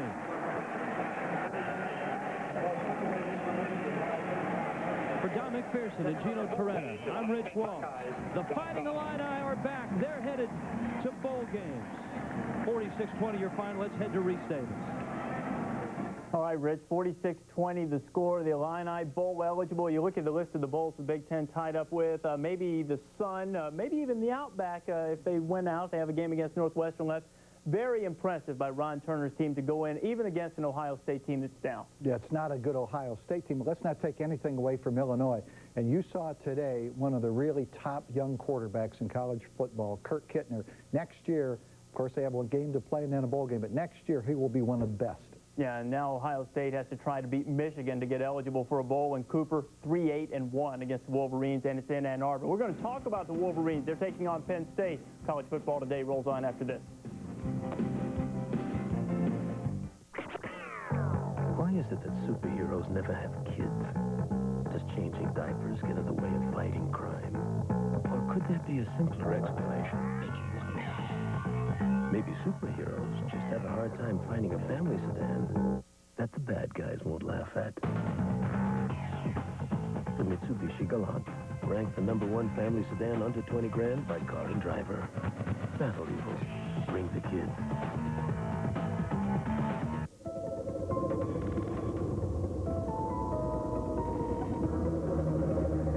Trouble doesn't wear a watch. That's why State Farm offers its 24-hour Good Neighbor service from participating agents. Hello, State Farm's Good Neighbor Service. This is Gina. How may I help you? Sure, I can help you with that. So you can call your agent's office at any time, day or night, to start a claim, ask a question, and get the help you need.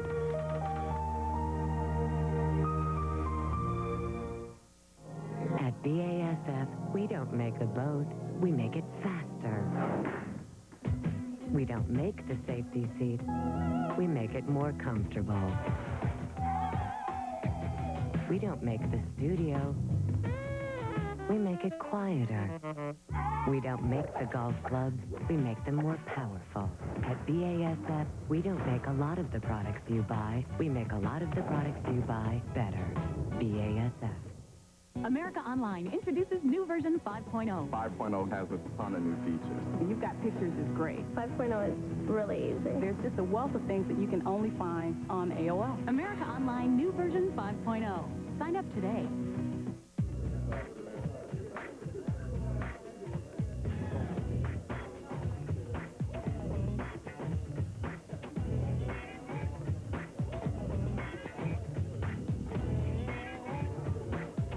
I was looking for an onion, a really big onion. A blooming onion as big as your head. One bite of that onion and bam, you were hooked.